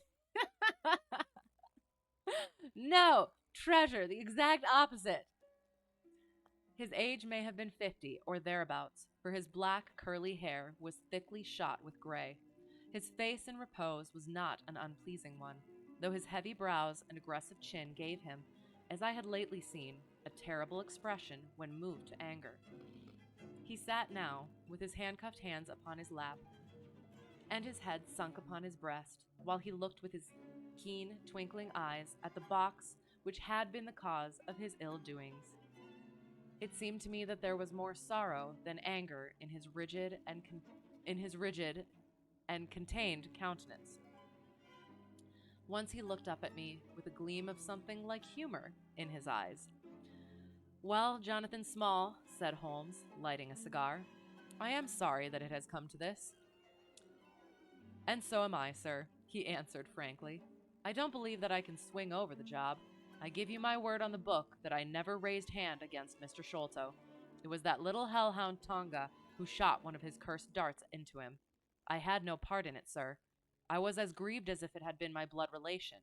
I welted the little devil with the slack end of the rope for it, but it was done, and I could not undo it again. Have a cigar, said Holmes, and you had best take a pull out of my flask, for you are very wet. How could you expect so small and weak a man as this black fellow to overpower Mr. Sholto and hold him while you were climbing the rope? You seem to know as much about it as if you were there, sir. The truth is that I hoped to find the room clear. I knew the habits of the house pretty well, and it was the time when Mr. Sholto usually went down to his supper. I shall make no secret of the business. The best defense that I can make is just the simple truth. Now, if it had been the old Major, I would have swung for him with a light heart. I would have thought no more of knifing him than of smoking this cigar. But it's cursed hard that I should be lagged over this young Sholto, with whom I had no quarrel whatever. You are under the charge of Mr. Athelney Jones of Scotland Yard. He is going to bring you up to my rooms, and I shall ask you for a true account of the matter. You must make a clean breast of it, for if you do, I hope that I may be of use to you. I think I can prove that the poison acts so quickly that the man was dead before ever you reached the room. That he was, sir. I never got such a turn in my life as when I saw him grinning at me with his head on his shoulder as I climbed through the window. It fairly shook me, sir. I'd have half killed Tonga for it if he had not scrambled off. That was how he came to leave his club, and some of his darts too, as he tells me, which I dare say helped to put you on our track. Though how you kept on it is more than I can tell. I don't feel no malice against you for it, but it does seem a queer thing, he added, with a bitter smile, that I, who have a fair claim to nigh upon $500,000 of money, should spend the first half of my life building a breakwater in the Andamans, and am like to spend the other half digging drains at Dartmoor. It was an evil day for me when first I clapped eyes upon the merchant Achmet and had to do with the Agra treasure, which never brought anything but a curse yet upon the man who owned it. To him it brought murder. To Major Sholto it brought fear and guilt. To me it has meant slavery for life. At this moment, Athelney Jones thrust his broad face and heavy shoulders into the tiny cabin. "Quite a family party," he remarked. "I think I shall have a pull at that flask, Holmes. Well, I think we may all congratulate each other. Pity we didn't take the other alive, but there was no choice. I say, Holmes, you must confess that you cut it rather fine. It was all we could do to overhaul her." "All is well that ends well," said Holmes, "but I certainly did not know that the Aurora was such a clipper. Smith says she is one of the fastest launches on the river, and that if he had had another man to help him with the engines, we should never have caught her. He swears he knew nothing of this Norwood business." "Neither he did," cried our prisoner. "Not a word. I chose his launch because I heard that she was a flyer. We told him nothing, but we paid him well, and he was to get something handsome if we reached our vessel, the Esmeralda, at Gravesend, outward bound for the Brazils. Well, if he has done no wrong, we shall see that no wrong comes to him. If we are pretty quick in catching our men, we are not so quick in condemning them." It was amusing to notice how the consequential Jones was already beginning to give himself airs on the strength of the capture. From the slight smile which played over Sherlock Holmes's face, I could see that the speech had not been lost upon him. "We will be at the Vauxhall, or is it Vauxhall? Vauxhall Bridge presently," said Jones, "and shall land you, Dr. Watson, with the treasure box. I need hardly tell you that I am taking a very grave responsibility upon myself in doing this. It is most irregular, but of course an agreement is an agreement. I must, however, as a matter of duty, send an inspector with you, since you have so valuable a charge. You will drive, no doubt." "Yes, I shall drive." "It is a pity there is no key, that we may make an inventory first. You will have to break it open. Where is the key, my man?" "At the bottom of the river," said Small shortly. There was no use your giving this unnecessary trouble. We have had work enough already through you. However, Doctor, I need not warn you to be careful. Bring the box back with you to the Baker Street rooms. You will find us there, on our way to the station." They landed me at Vauxhall with my heavy iron box and with a bluff, genial inspector as my companion. A quarter of an hour's drive brought us to Mrs. Cecil Forrester's. The servant seemed surprised at so late a visitor. Mrs. Cecil Forrester was out for the evening, she explained, and likely to be very late. Miss Morstan, however, was in the drawing-room, so to the drawing-room I went, box in hand, leaving the obliging inspector in the cab. She was seated by the open window, dressed in some sort of white diaphanous material, with a little touch of scarlet at the neck and waist. The soft light of a shaded lamp fell upon her, as she leaned back in the basket chair, playing over her sweet, grave face, and tinting with a dull, metallic sparkle the rich coils of her luxuriant hair. One white arm and hand drooped over the side of the chair, and her whole pose and figure spoke of an absorbing melancholy. At the sound of my footfall, she sprang to her feet, however, and a bright flush of surprise and of pleasure colored her pale cheeks. "I heard a cab drive up," she said. "I thought that Mrs. Forrester had come back very early, but I never dreamed that it might be you. What news have you brought me?" "I have brought something better than news," said I, putting down the box upon the table, and speaking jovially and boisterously, though my heart was heavy within me. "I have brought you something which is worth all the news in the world. I have brought you a fortune." She glanced at the iron box. "Is that the treasure, then?" she asked, coolly enough. "Yes, this is the great Agra treasure. Half of it is yours, and half is Thaddeus Sholto's. You will have a couple of 100,000 each. Think of that, an annuity of 10,000 pounds. There will be few richer young ladies in England. Is it not glorious?" I think that I must have been rather overacting my delight, and that she detected a hollow ring in my congratulations, for I saw her eyebrows rise a little, and she glanced at me curiously. "If I have it," said she, "I owe it to you." No, no, I answered, not to me, but to my friend Sherlock Holmes. With all the will in the world, I could never have followed up a clue which has taxed even his analytical genius. As it was, we very nearly lost it at the last moment. Pray sit down and tell me all about it, Dr. Watson, said she. I narrated briefly what had occurred since I had seen her last. Holmes's new method of search, the discovery of the Aurora, the appearance of Athelney Jones, our expedition in the evening, and the wild chase down the Thames. She listened with parted lips and shining eyes to my recital of our adventures. When I spoke of the dart which had so narrowly missed us, she turned so white that I feared that she was about to faint. It is nothing, she said, as I hastened to pour her out some water. I am all right again. It was a shock to me to hear that I had placed my friends in such horrible peril. That is all over, I answered. It was nothing. I will tell you no more gloomy details. Let us turn to something brighter. There is the treasure. What could be brighter than that? I got leave to bring it with me, thinking that it would interest you to be the first to see it. It would be of the greatest interest to me, she said. There was no eagerness in her voice, however.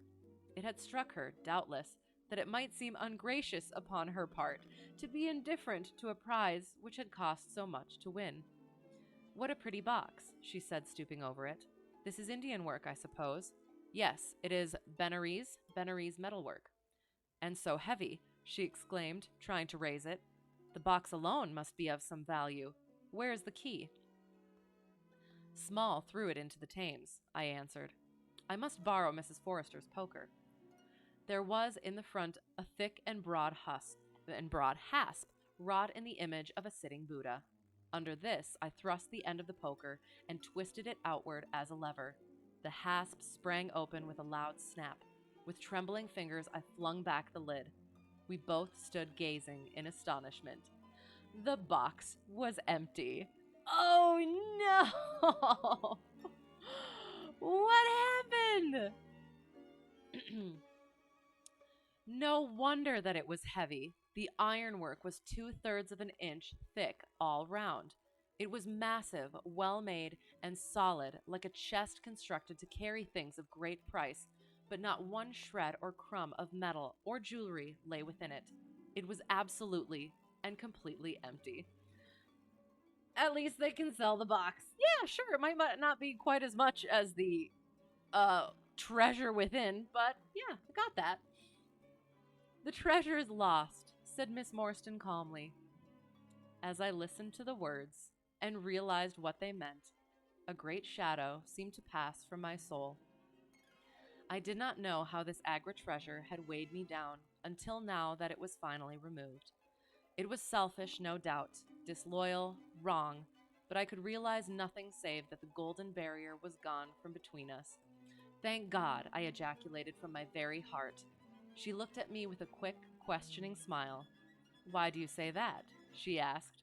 Because you are within my reach again, I said, taking her hand. She did not withdraw it. Because I love you, Mary, as truly as ever a man loved a woman. Because this treasure, these riches, sealed my lips. Now that they are gone, I can tell you how I love you. That is why I said, thank God. Then I say, thank God, too, she whispered, as I drew her to my side. Whoever had lost a treasure, I knew that night that I had gained one. Aw, that's cute. But I'm curious to see what actually happened to it. And again, I have read the story before, and I don't remember. It's been a while. End of chapter 11. A somewhat bitter but sweet. More sweet than bitter. Like 70-30. Bittersweet. Chapter 12. The Strange Story of Jonathan Small. So now we find out all the things. Oh God, it is Thames. Okay, I'm sorry. Do so hate to be a pedant. Pedant. Now I'm but the British pronounce the name of the river Thames. Okay, sounds good. Thank you. I shall try to remember. I used to say Thames, and then I heard that it was just the T, and then, yes, River Thames. Thank you. I appreciate it. I like to pronounce things properly, but I am one of those who read a lot more than I spoke, so I would, it wasn't, I'm trying to think. Yeah, I've pronounced things incorrectly quite a bit, so I appreciate being what's the word? Corrected. So thank you. You cleared out your cave, retain context. Besides finding horrors beyond your comprehension, it is now safe. And how is it that you cleared out your cave? I assume it was by eating the cannibals and whatever horrors you found. Is there an achievement for eating horrors? Thames. All right. And correct me if I mistake it again, because I do. I would like to say it properly. With violence and fire. Sounds like a good time. Sounds relaxing. As you're attempting to have the relaxation. Chapter 12. The Strange Story of Jonathan Small. A very patient man was that inspector in the cab, for it was a weary time before I rejoined him. His face clouded over when I showed him the empty box. There goes the reward, said he gloomily. Where there is no money, there is no pay. This night's work would have been worth a tenner each to Sam Brown and me if the treasure had been there. Mr. Thaddeus Sholto is a rich man, I said. He will see that you are rewarded, treasure or no. The inspector shook his head despondently, however. It's a bad job, he repeated, and so Mr. Athelney Jones will think. His forecast proved to be correct, for the detective looked blank enough when I got to Baker Street and showed him the empty box. They had only just arrived, Holmes, the prisoner, and he, for they had changed their plans so far as to report themselves at a station upon the way. My companion lounged in his armchair with his usual listless expression, while Small sat stolidly, opposite to him with his wooden leg cocked over his sound one. As I exhibited the empty box, he leaned back in his chair and laughed aloud. This is your doing, Small, said Athelney Jones angrily. Yes, I have put it away where you shall never lay hand upon it, he cried exultantly. It is my treasure, and if I can't have the loot, I'll take darned good care that no one else does. I tell you that no living man has any right to it, unless it is 3 men who are in the Andaman convict barracks and myself. I know now that I cannot have the use of it, and I know that they cannot. I have acted all through for them as much as for myself. It's been the sign of 4 with us and with us always. Well, I know that they would have had me do just what I have done and throw the treasure into the Thames, got it right, rather than let it go to kith or kin of Sholto or of Morstan. It was not to make them rich that we did for Achmet. You'll find the treasure where the key is and where little Tonga is. When I saw that your launch must catch us, I put the loot away in a safe place. There are no rupees for you in this journey. You are deceiving us, Small, said Athelney Jones sternly. If you had wished to throw the treasure into the Thames, it would have been easier for you to have thrown box and all. Easier for me to throw, and easier for you to recover, he answered with a shrewd, sidelong look. The man that was clever enough to hunt me down is clever enough to pick an iron box from the bottom of a river. Now that they are scattered over 5 miles or so, it may be a harder job. It went to my heart to do it, though. I was half mad when you came up with us. Is that where it was? Yes. I was half mad when you came up with us. However, there's no good grieving over it. I've had ups in my life, and I've had downs, but I've learned not to cry over spilled milk. Hey, even back then. This is a very serious matter, Small, said the detective. If you had helped justice instead of thwarting it in this way, you would have had a better chance at your trial. That sounded very much like you're killing me, Smalls. I'm just saying. Justice, snarled the ex-convict. A pretty justice. Whose loot is this if it is not ours? Where is the justice that I should give it up to those who have never earned it? Look how I have earned it. 20 long years in that fever-ridden swamp, all day at work under the mangrove tree, all night chained up in the filthy convict huts, bitten by mosquitoes, racked with ague, bullied by every cursed black-faced policeman who loved to take it out of a white man. That was how I earned the Agra treasure, and you talk to me of justice because I cannot bear to feel that I have paid this price only that another may enjoy it. I would rather swing a score of times or have one of Tonga's darts in my hide than live in a convict's cell and feel that another man is at his ease in a palace with the money that should be mine. Small had dropped his mask of stoicism, and all this came out in a wild whirl of words, while his eyes blazed and the handcuffs clanked together with the impassioned movement of his hands. I could understand, as I saw the fury and the passion of the man, that it was no groundless or unnatural terror which had possessed Major Sholto when he first learned that the injured convict was upon his track. "You forget that we know nothing of all this," said Holmes quietly. "We have not heard your story, and we cannot tell how far justice may originally have been on your side." "Well, sir, you have been very fair-spoken to me, though I can see that I have you to thank that I have these bracelets upon my wrists. Still, I bear no grudge for that. It is all fair and above board. If you want to hear my story, I have no wish to hold it back. What I say to you is God's truth, every word of it. Thank you. You can put the glass beside me here, and I'll put my lips to it if I am dry. I am a Worcestershire man myself, born near Pershore. I dare say you would find a heap of Smalls living there now if you were to look. I have often thought of taking a look round there, but the truth is that I was never much of a credit to the family, and I doubt if they would be so very glad to see me. They were all steady, chapel-going folk, small farmers, well known and respected over the countryside, while I was always a bit of a rover. At last, however, when I was about 18, I gave them no more trouble, for I got into a mess over a girl and could only get out of it again by taking the Queen's shilling and joining the 3D Buffs, which was just starting for India.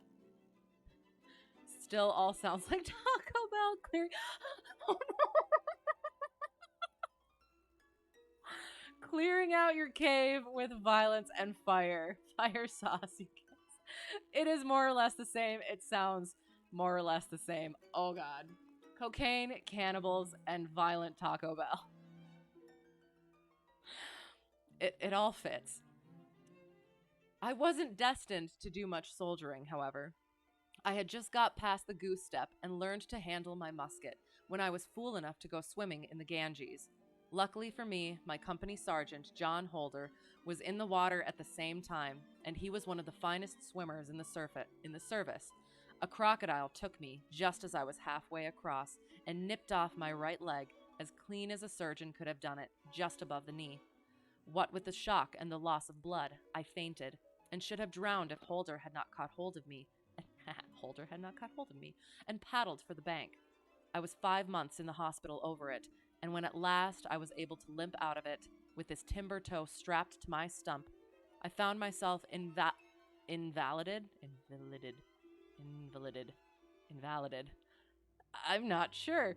Out of the army and unfitted for any active occupation.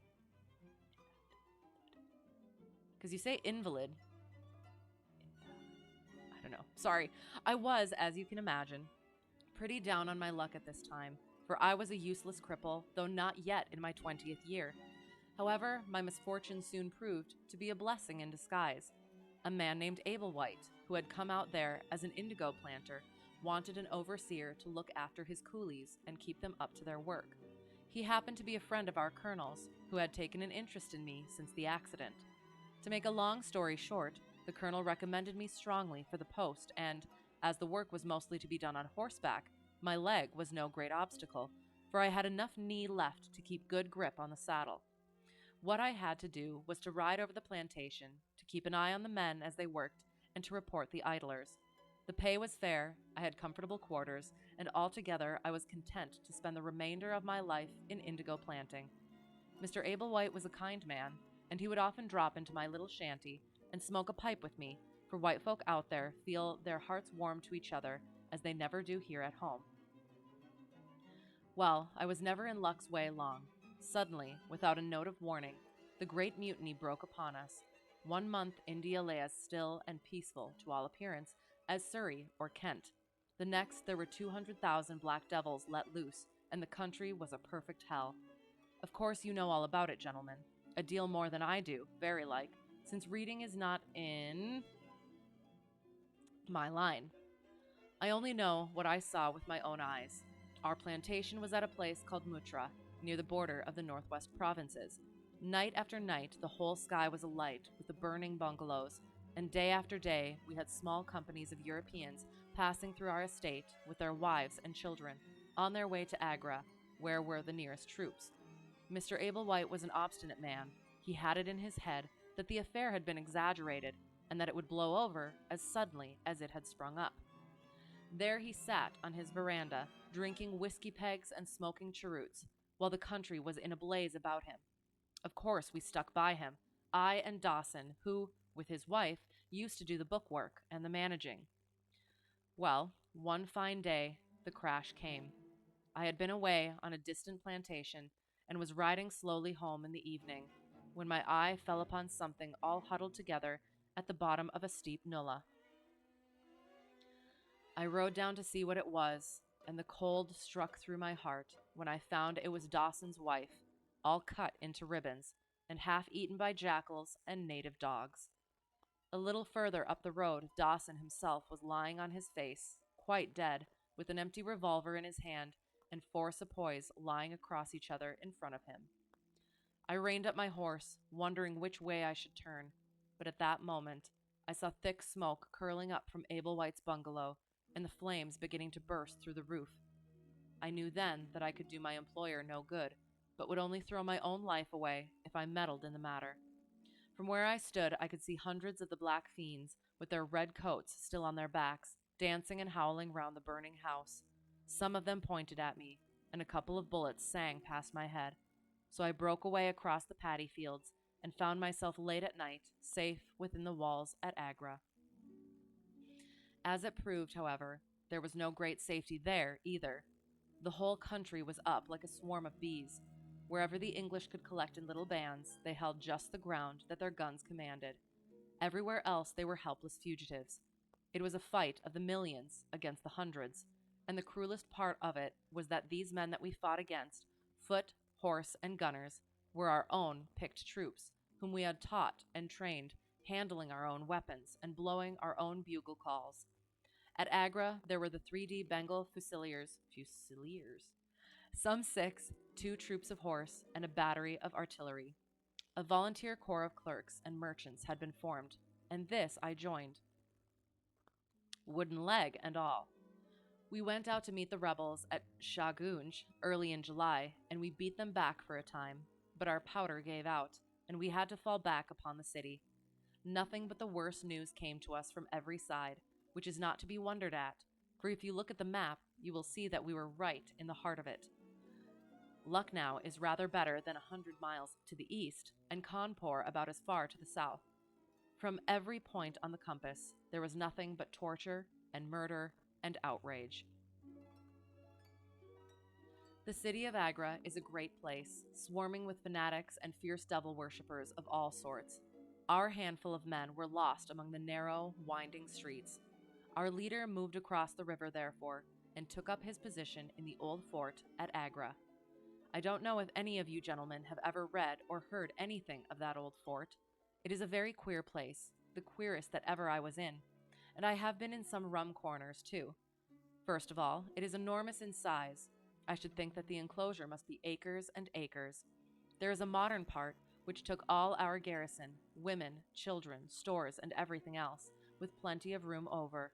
But the modern part is nothing like the size of the old quarter, where nobody goes, and which is given over to the scorpions and the centipedes. It is all full of great deserted halls and winding passages, and long corridors twisting in and out, so that it is easy enough for folk to get lost in it. For this reason, it was seldom that anyone went into it, though now and again a party with torches might go exploring. The river washes along the front of the old fort, and so protects it, but on the sides and behind there are many doors, and these had to be guarded, of course, in the old quarter as well as in that which was actually held by our troops. We were short-handed, with hardly men enough to man the angles of the building and to serve the guns. It was impossible for us, therefore, to station a strong guard at every one of the innumerable gates. What we did was to organize a central guardhouse in the middle of the fort and to leave each gate under the charge of one white man and 2 or 3 natives. I was selected to take charge during certain hours of the night of a small, isolated door upon the southwest side of the building. Two sick troopers were placed under my command, and I was instructed if anything went wrong to fire my musket, when I might rely upon help coming at once from the central guard. As the guard was a good 200 paces away, however, and as the space between was cut up into a labyrinth of passages and corridors, I had great doubts as to whether they could arrive in time to be of any use in case of an actual attack. Well, I was pretty proud at having this small command given me, since I was a raw recruit, and a game-legged one at that. For 2 nights I kept the watch with my Punjabis. They were tall, fierce-looking chaps, Muhammad Singh and Abdullah Khan by name, both old fighting men who had borne arms against us at Chilianwala. They could talk English pretty well, but I could get little out of them. They preferred to stand together and jabber all night in their queer, sick lingo. For myself, I used to stand outside the gateway, looking down on the broad, winding river and on the twinkling lights of the great city. The beating of drums, the rattle of tom-toms, and the yells and howls of the rebels, drunk with opium and with bang, were enough to remind us all night of our dangerous neighbors across the stream. Every 2 hours, the officer of the night used to come round to all the posts to make sure that all was well. The 3rd night of my watch was dark and dirty, with a small, driving rain. It was dreary work standing in the gateway, hour after hour in such weather. I tried again and again to make my six talk, but without much success. At 2 a.m, the rounds passed, and broke for a moment the weariness of the night. Finding that my companions would not be led into conversation, I took up my pipe and laid down my musket to strike the match. In an instant, the 2 Sikhs were upon me. One of them snatched my firelock up and leveled it at my head, while the other held a great knife to my throat and swore between his teeth that he would plunge it into me if I moved a step. My first thought was that these fellows were in league with the rebels, and that this was the beginning of an assault. If our door were in the hands of the sepoys, the place must fall, and the women and children be treated as they were in Cawnpore. Maybe you gentlemen think that I am just making out a case for myself, but I give you my word that when I thought of that, though I felt the point of the knife at my throat, I opened my mouth with the intention of giving a scream, if it was my last one, which might alarm the main guard. The man who held me seemed to know my thoughts, for even as I braced myself to it, he whispered, "Don't make a noise. The fort is safe enough. There are no rebel dogs on this side of the river." There was the ring of truth in what he said, and I knew that if I raised my voice, I was a dead man. I could read it in the fellow's brown eyes. I waited, therefore, in silence to see what it was that they wanted from me. Friendly neighborhood pedant here again. I believe sick is pronounced seek. Okay, sounds good. I shall attempt to remember to pronounce it seek from now on. Thank you. I appreciate my friendly neighborhood pedant. And it is pedant, correct? You second this. Okay, sounds good. Thank you. Again, I read more than I listen to things, so I don't pronounce things correctly a lot of the times. So thank you for putting up with me and for helping me through it. "Listen to me, Sahib," said the taller and fiercer of the pair, the one whom they called Abdullah Khan. "You must either be with us now, or you must be silenced forever. The thing is too great a one for us to hesitate. Either you are heart and soul with us on your oath, on the cross of the Christians, or your body this night shall be thrown into the ditch, and we shall pass over to our brothers in the rebel army. There is no middle way. Which is it to be, death or life? We can only give you 3 minutes to decide, for the time is passing, and all must be done before the rounds come again." Pedant. Correct me if I'm wrong. Pedant. I do. This is what happens when you're a book nerd and don't talk to people, or yeah, that thing. I appreciate you. "How can I decide?" said I. "You have not told me what you want of me. But I tell you now that if it is anything against the safety of the fort, I will have no truck with it, so you can drive home your knife and welcome." "It is nothing against the fort," said he. "We only ask you to do that which your countrymen come to this land for. We ask you to be rich. If you will be one of us this night, we will swear to you upon the naked knife, and by the threefold oath which no Sikh was ever known to break, that you shall have your fair share of the loot. A quarter of the treasure shall be yours. We can say no fairer. But what is the treasure then? I asked. I am as ready to be rich as you can be, if you will but show me how it can be done. You will swear then, said he, by the bones of your father, by the honor of your mother, by the cross of your faith, to raise no hand and speak no word against us, either now or afterwards. I will swear it, I answered, provided that the fort is not endangered. Then my comrade and I will swear that you shall have a quarter of the treasure, which shall be equally divided among the four of us. There are but three, said I. No, sorry. No, Dost Akbar must have his share. We can tell the tale to you while we await them. Do you stand at the gate, Muhammad Singh, and give notice of their coming? The thing stands thus, Sahib, and I tell it to you because I know that an oath is binding upon a Ferengi, and that we may trust you. Had you been a lying Hindu, though you had sworn by all the gods in their false temples, your blood would have been upon the knife, and your body in the water. But the Sikh knows the Englishman, and the Englishman knows the Sikh. Hearken then to what I have to say.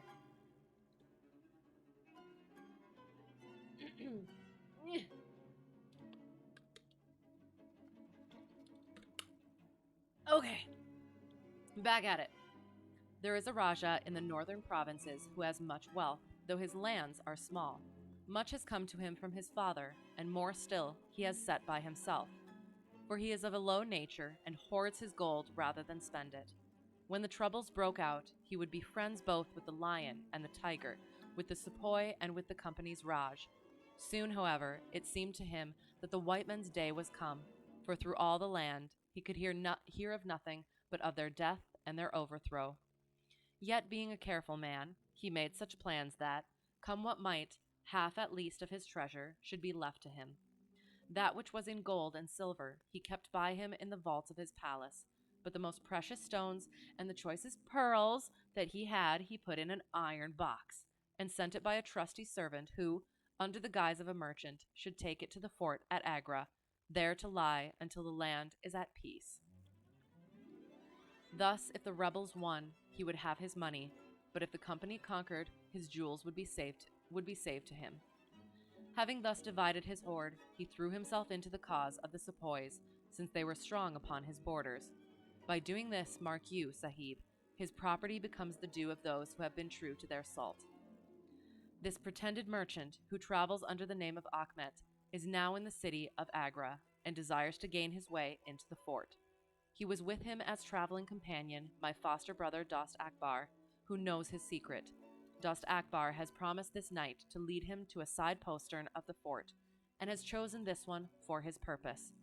Here he will come presently, and here he will find Muhammad Singh and myself awaiting him. The place is lonely, and none shall know of his coming. The world shall know of the merchant Achmet no more, but the great treasure of the Rajah shall be divided among us. What say you to it, Sahib? Oh, again with the vodka. That is my drink of choice, but it is not of this even. Not this even. It is only water, only water. It is a V, but it is a water.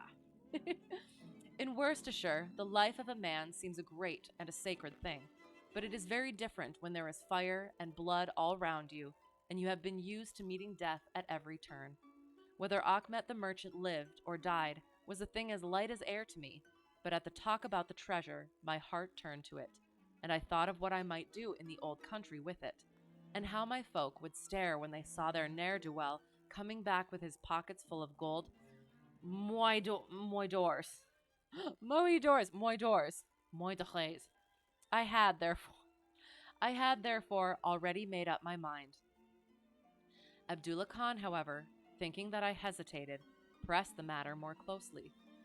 Consider, Sahib, said he, that if this man is taken by the commandant, he will be hung or shot, and his jewels taken by the government, so that no man will be a rupee the better for them. Now, since we do the taking of him, why should we not do the rest as well? The jewels will be as well with us as in the company's coffers. There will be enough to make every one of us rich men and great chiefs. No one can know about the matter, for here we are cut off from all men. What could be better for the purpose? Say again, then, Sahib, whether you are with us, or if we must look upon you as an enemy. I am with you, heart and soul, said I. It is well, he answered, handing me back my firelock. You see that we trust you, for your word, like ours, is not to be broken. We have now only to wait for my brother and the merchant. Does your brother know, then, of what you will do? I asked. The plan is his. He has devised it. We will go to the gate and share the watch with Muhammad Singh. The rain was still falling steadily, for it was just the beginning of the wet season.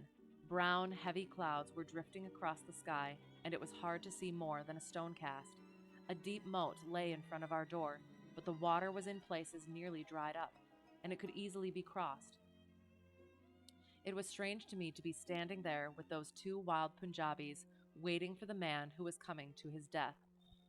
Suddenly, my eye caught the glint of a shaded lantern at the other side of the moat.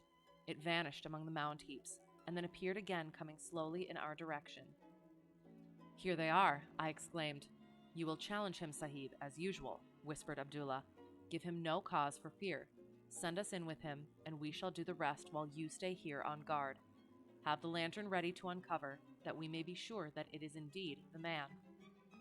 The light had flickered onwards, now stopping and now advancing, until I could see two dark figures upon the other side of the moat.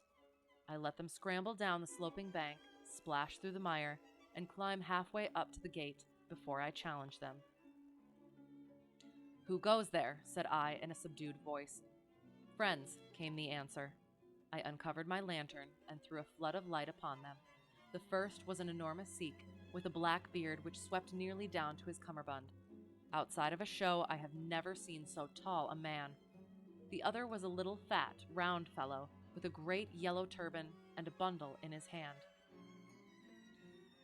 done up in a shawl. He seemed to be all in a quiver with fear, for his hands twitched as if he had the ague, and his head kept turning to left and right with two bright little twinkling eyes, like a mouse when he ventures out from his hole.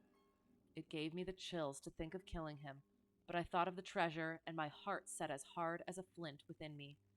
When he saw my white face, he gave a little chirrup of joy and came running up towards me. Your protection, Sahib, he panted. Your protection for the unhappy merchant Achmet. I have traveled across Rajputana that I might seek the shelter of the fort at Agra. I have been robbed and beaten and abused because I have been the friend of the company. It is a blessed night this, when I am once more in safety, I and my poor possessions. What have you in the bundle? I asked. An iron box, he answered, which contains one or two little family matters which are of no value to others, but which I should be sorry to lose. Yet I am not a beggar, and I shall reward you, young Sahib, and your governor also, if he will give me the shelter I ask. I could not trust myself to speak longer with the man. The more I looked at his fat, frightened face, the harder did it seem that we should slay him in cold blood. It was best to get it over.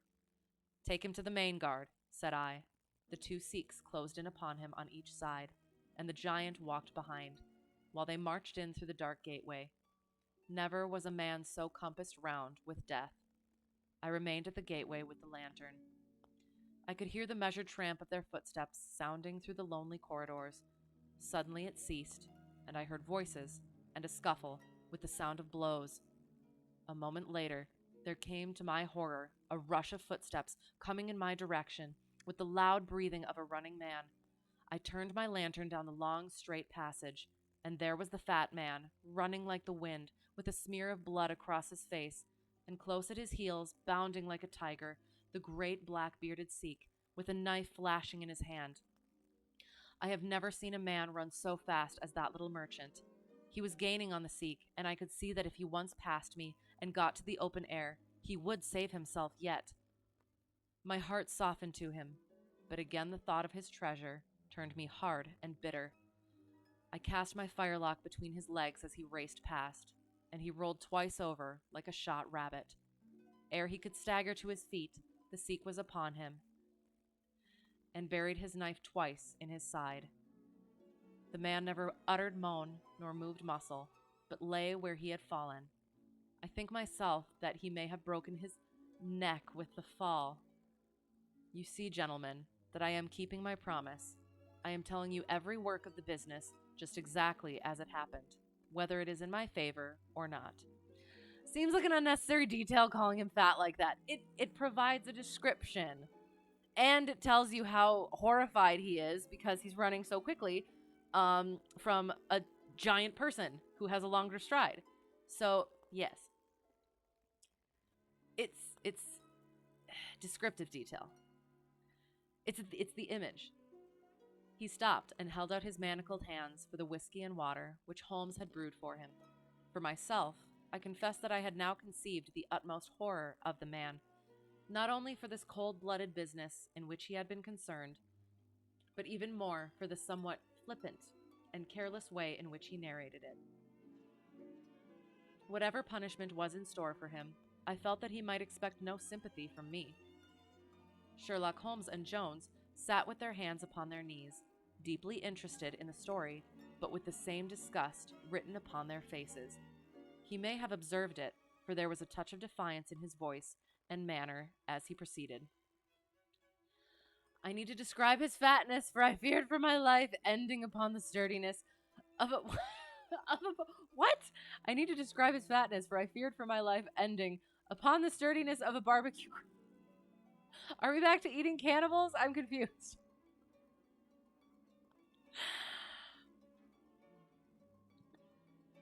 It's descriptive. It was all very bad, no doubt, said he. I should like to know how many fellows in my shoes would have refused a share of this loot when they knew that they would have their throats cut for their pains. Besides, it was my life or his when once he was in the fort. If he had got out, the whole business would come to light, and I should have been court-martialed and shot as likely as not, for people were not very lenient at a time like that. Go on with your story, said Holmes shortly. You accidentally took out a small village of them. Kind of cannibaled out for the night. All right, so you've had your fill, you say. You got that achievement, you imply. Well, we carried him in, Abdullah, Akbar, and I. A fine weight he was, too, for all that he was so short. Muhammad Singh was left to guard the door. We took him to a place which the Sikhs had already prepared. It was some distance off, where a winding passage leads to a great empty hall, the brick walls of which were all crumbling to pieces. The earth floor had sunk in at one place, making a natural grave, so we left Achmet the merchant there, having first covered him over with loose bricks. This done, we all went back to the treasure. No, you did not. You did not this time, then. It lay where he had dropped it when he was first attacked. The box was the same which now lies open upon your table. A key was hung by a silken cord to that carved handle upon the top. We opened it, and the light of the lantern gleamed upon a collection of gems such as I have read of and thought about when I was a little lad at Pershore. It was blinding to look upon them. When we had feasted our eyes, we took them all out and made a list of them. There were 143 diamonds of the first water, including one which has been called, I believe, the Great Mogul, and is said to be the second largest stone in existence. Then there were 97 very fine emeralds and 170 rubies, some of which, however, were small. There were 40 carbuncles, 210 sapphires, 61 agates, and a great quantity of beryls, onyxes, cat's eyes, turquoises, and other stones, the very names of which I did not know at the time, though I have become more familiar with them since. Besides this, there were nearly 300 very fine pearls, 12 of which were set in a gold coronet. By the way, these last had been taken out of the chest and were not there when I recovered it. Ah, good old Achmet, as wide as he was tall. You could only tell if he was standing or lying down by the orientation of his turban. Also, we straight up killed him. You have such a way with words, and it pleases me so much.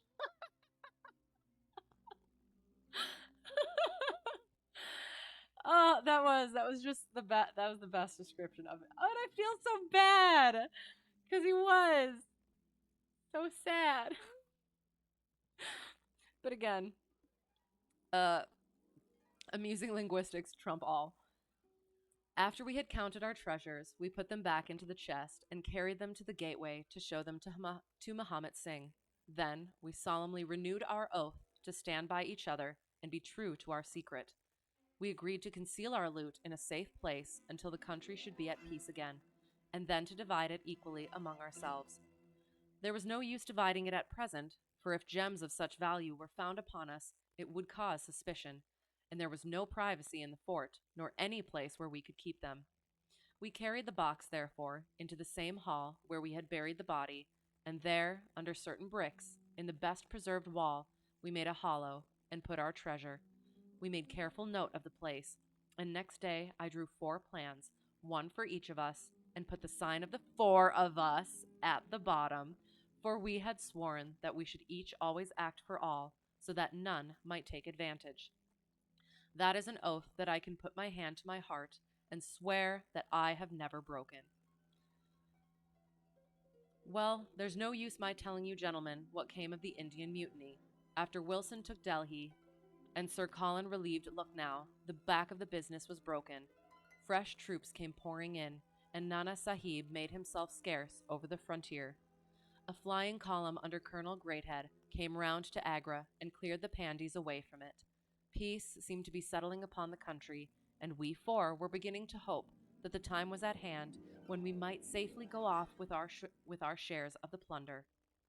In a moment, however, our hopes were shattered by our being arrested as the murderers of Achmet. It came about in this way. When the Rajah put his jewels into the hands of Achmet, he did it because he knew that he was a trusty man. They are suspicious folk in the East, however, so what does this Rajah do but take a second, even more trusty servant, and set him to play the spy upon the first? This second man was ordered never to let Achmet out of his sight, and he followed him like his shadow. He went after him that night and saw him pass through the doorway. Of course, he thought he had taken refuge in the fort and applied for admission there himself next day, but could find no trace of Achmet. This seemed to him so strange that he spoke about it to a sergeant of guides, who brought it to the ears of the commandant. A thorough search was quickly made, and the body was discovered. Thus, at the very moment that we thought that all was safe, we were all 4 seized and brought to trial on a charge of murder. 3 of us because we had held the gate that night, and the 4th because he was known to have been in the company of the murdered man. Not a word about the jewels came out at the trial, for the Rajah had been deposed and driven out of India, so no one had any particular interest in them. The murder, however, was clearly made out, and it was certain that we must all have been concerned in it. The 3 Sikhs got penal servitude for life, and I was condemned to death, though my sentence was afterwards commuted into the same as the others. Oops. It was rather a queer position that we found ourselves in then. There we were, all 4 tied by the leg, and with precious little chance of ever getting out again, while we each held a secret which might have put each of us in a palace if we could only have made use of it. It was enough to make a man eat his heart out to have to stand the kick and the cuff of every petty jack in office, to have rice to eat and water to drink, when that gorgeous fortune was ready for him outside, just waiting to be picked up. It might have driven me mad, but I was always a pretty stubborn one, so I just held on and bided my time. At last, it seemed to me to have come. I was changed from Agra to Madras, and from there to Blair Island in the Andamans. There are very few white convicts at this settlement, and as I had behaved well from the first, I soon found myself a sort of privileged person. I was given a hut in Hopetown, which is a small place on the slopes of Mount Harriet, and I was left pretty much to myself. It is a dreary, fever-stricken place, and all beyond our little clearings was infested with wild cannibal natives who were ready enough to blow a poisoned dart at us if they saw a chance. There was digging and ditching and yam planting and a dozen other things to be done, so we were busy enough all day, though in the evening we had a little time to ourselves. Among other things, I learned to dispense drugs for the surgeon and picked up a smattering of his knowledge. All the time I was on the lookout for a chance of escape, but it is hundreds of miles from any other land, and there is little or no wind in those seas, so it was a terribly difficult job to get away. More cannibals? Okay, you'll go get your bow.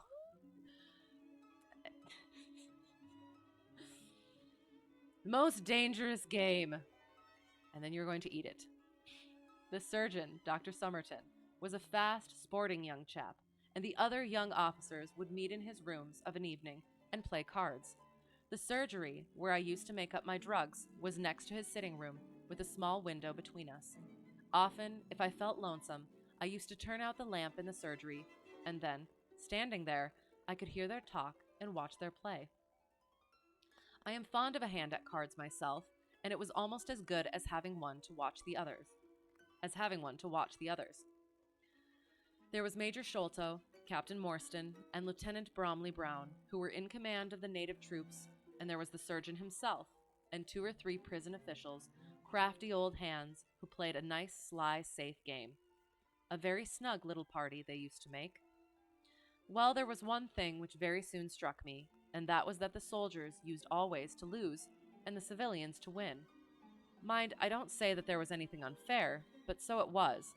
These prison chaps had done little else than play cards ever since they had been at the Andamans, and they knew each other's game to a point, while the others just played to pass the time and threw their cards down anyhow. Night after night, the soldiers got up poorer men, and the poorer they got, the more keen they were to play. Major Sholto was the hardest hit. He used to play in notes and gold at first, but soon it came to notes of hand, and for big sums. He sometimes would win for a few deals, just to give him heart, and then the luck would set in against him worse than ever. All day he would wander about as black as thunder, and he took to drinking a deal more than was good for him. One night he lost even more heavily than usual. I was sitting in my hut, when he and Captain Morstan came stumbling along on the way to their quarters. They were bosom friends, those two, and never far apart. The Major was raving about his losses. "It's all up, Morstan," he was saying as they passed my hut. "I shall have to send in my papers. I am a ruined man." "Nonsense, old chap," said the other, slapping him upon the shoulder. "I've had a nasty facer myself, but—" That was all I could hear, but it was enough to set me thinking. A couple of days later, Major Sholto was strolling on the beach, so I took the chance of speaking to him. "I wish to have your advice, Major," said I. "Well, Small, what is it?" he asked, taking his cheroot from his lips. "I wanted to ask you, sir," said I, "who is the proper person to whom hidden treasure should be handed over? I know where 500,000 worth lies, and as I cannot use it myself, I thought perhaps the best thing that I could do would be to hand it over to the proper authorities, and then perhaps they would get my sentence shortened for me." "500,000, Small," he gasped, looking hard at me to see if I was in earnest. "Quite that, sir, in jewels and pearls. It lies there ready for anyone, and the queer thing about it is that the real owner is outlawed and cannot hold property, so that it belongs to the first comer." "To government, Small," he stammered. "To government." But he said it in a halting fashion, and I knew in my heart that I had got him. "You think then, sir, that I should give the information to the Governor-General?" said I, quietly. Well, well, you must not do anything rash, or that you might repent. Let me hear all about it. Small. Give me the facts." I told him the whole story, with small changes so that he could not identify the places. When I had finished, he stood stock still and full of thought. I could see by the twitch of his lip that there was a struggle going on within him. "This is a very important matter, Small," he said at last. "You must not say a word to anyone about it, and I shall see you again soon." 2 nights later, he and his friend Captain Morstan came to my hut in the dead of the night with a lantern. "I want you just to let Captain Morstan hear that story from your own lips, Small," said he. I repeated it as I had told it before. "It rings true, eh?" said he. "It's good enough to act upon." Captain Morstan nodded. Sorry, Captain Morstan nodded. Ah, gosh darn it. Look here, Small, said the Major. We have been talking it over, my friend here and I, and we have come to the conclusion that this secret of yours is hardly a government matter, after all, but is a private concern of your own, which of course you have the power of disposing of as you think best. Now the question is, what price would you ask for it? We might be inclined to take it up, and at least look into it if we could agree as to terms. He tried to speak in a cool, careless way, but his eyes were shining with excitement and greed. Why, as to that, gentlemen, I answered, trying also to be cool, but feeling as excited as he did. There is only one bargain which a man in my position can make. I shall want you to help me to my freedom, and to help my 3 companions to theirs. We shall then take you into partnership, and give you a 5th share to divide between you. Said he, a 5th share? That is not very tempting. It would come to 50,000 apiece, said I. But how can we gain your freedom? You know very well that you ask an impossibility. Nothing of the sort, I answered. I have thought it all out to the last detail. The only bar to our escape is that we can get no boat fit for the voyage, and no provisions to last us for so long a time. There are plenty of little yachts and yawls at Calcutta or Madras which would serve our turn well. Do you bring one over? We shall engage to get aboard her by night, and if you will drop us on any part of the Indian coast, you will have done your part of the bargain. If there were only one, he said. None or all, I answered. We have sworn it. The 4 of us must always act together. You see, Morstan, said he, Small is a man of his word. He does not flinch from his friend. I think we may very well trust him. It's a dirty business, it's a dirty business, the other answered. Yet, as you say, the money would save our commissions handsomely. Well, Small, said the Major, we must, I suppose, try and meet you. We must first, of course, test the truth of your story. Tell me where the box is hid, and I shall get leave of absence and go back to India in the monthly relief boat to inquire into the affair. Not so fast, said I, growing colder, as he got hot. I must have the consent of my 3 comrades.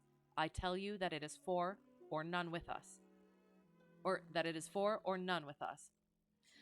You fear once again you must take leave of me for this eve.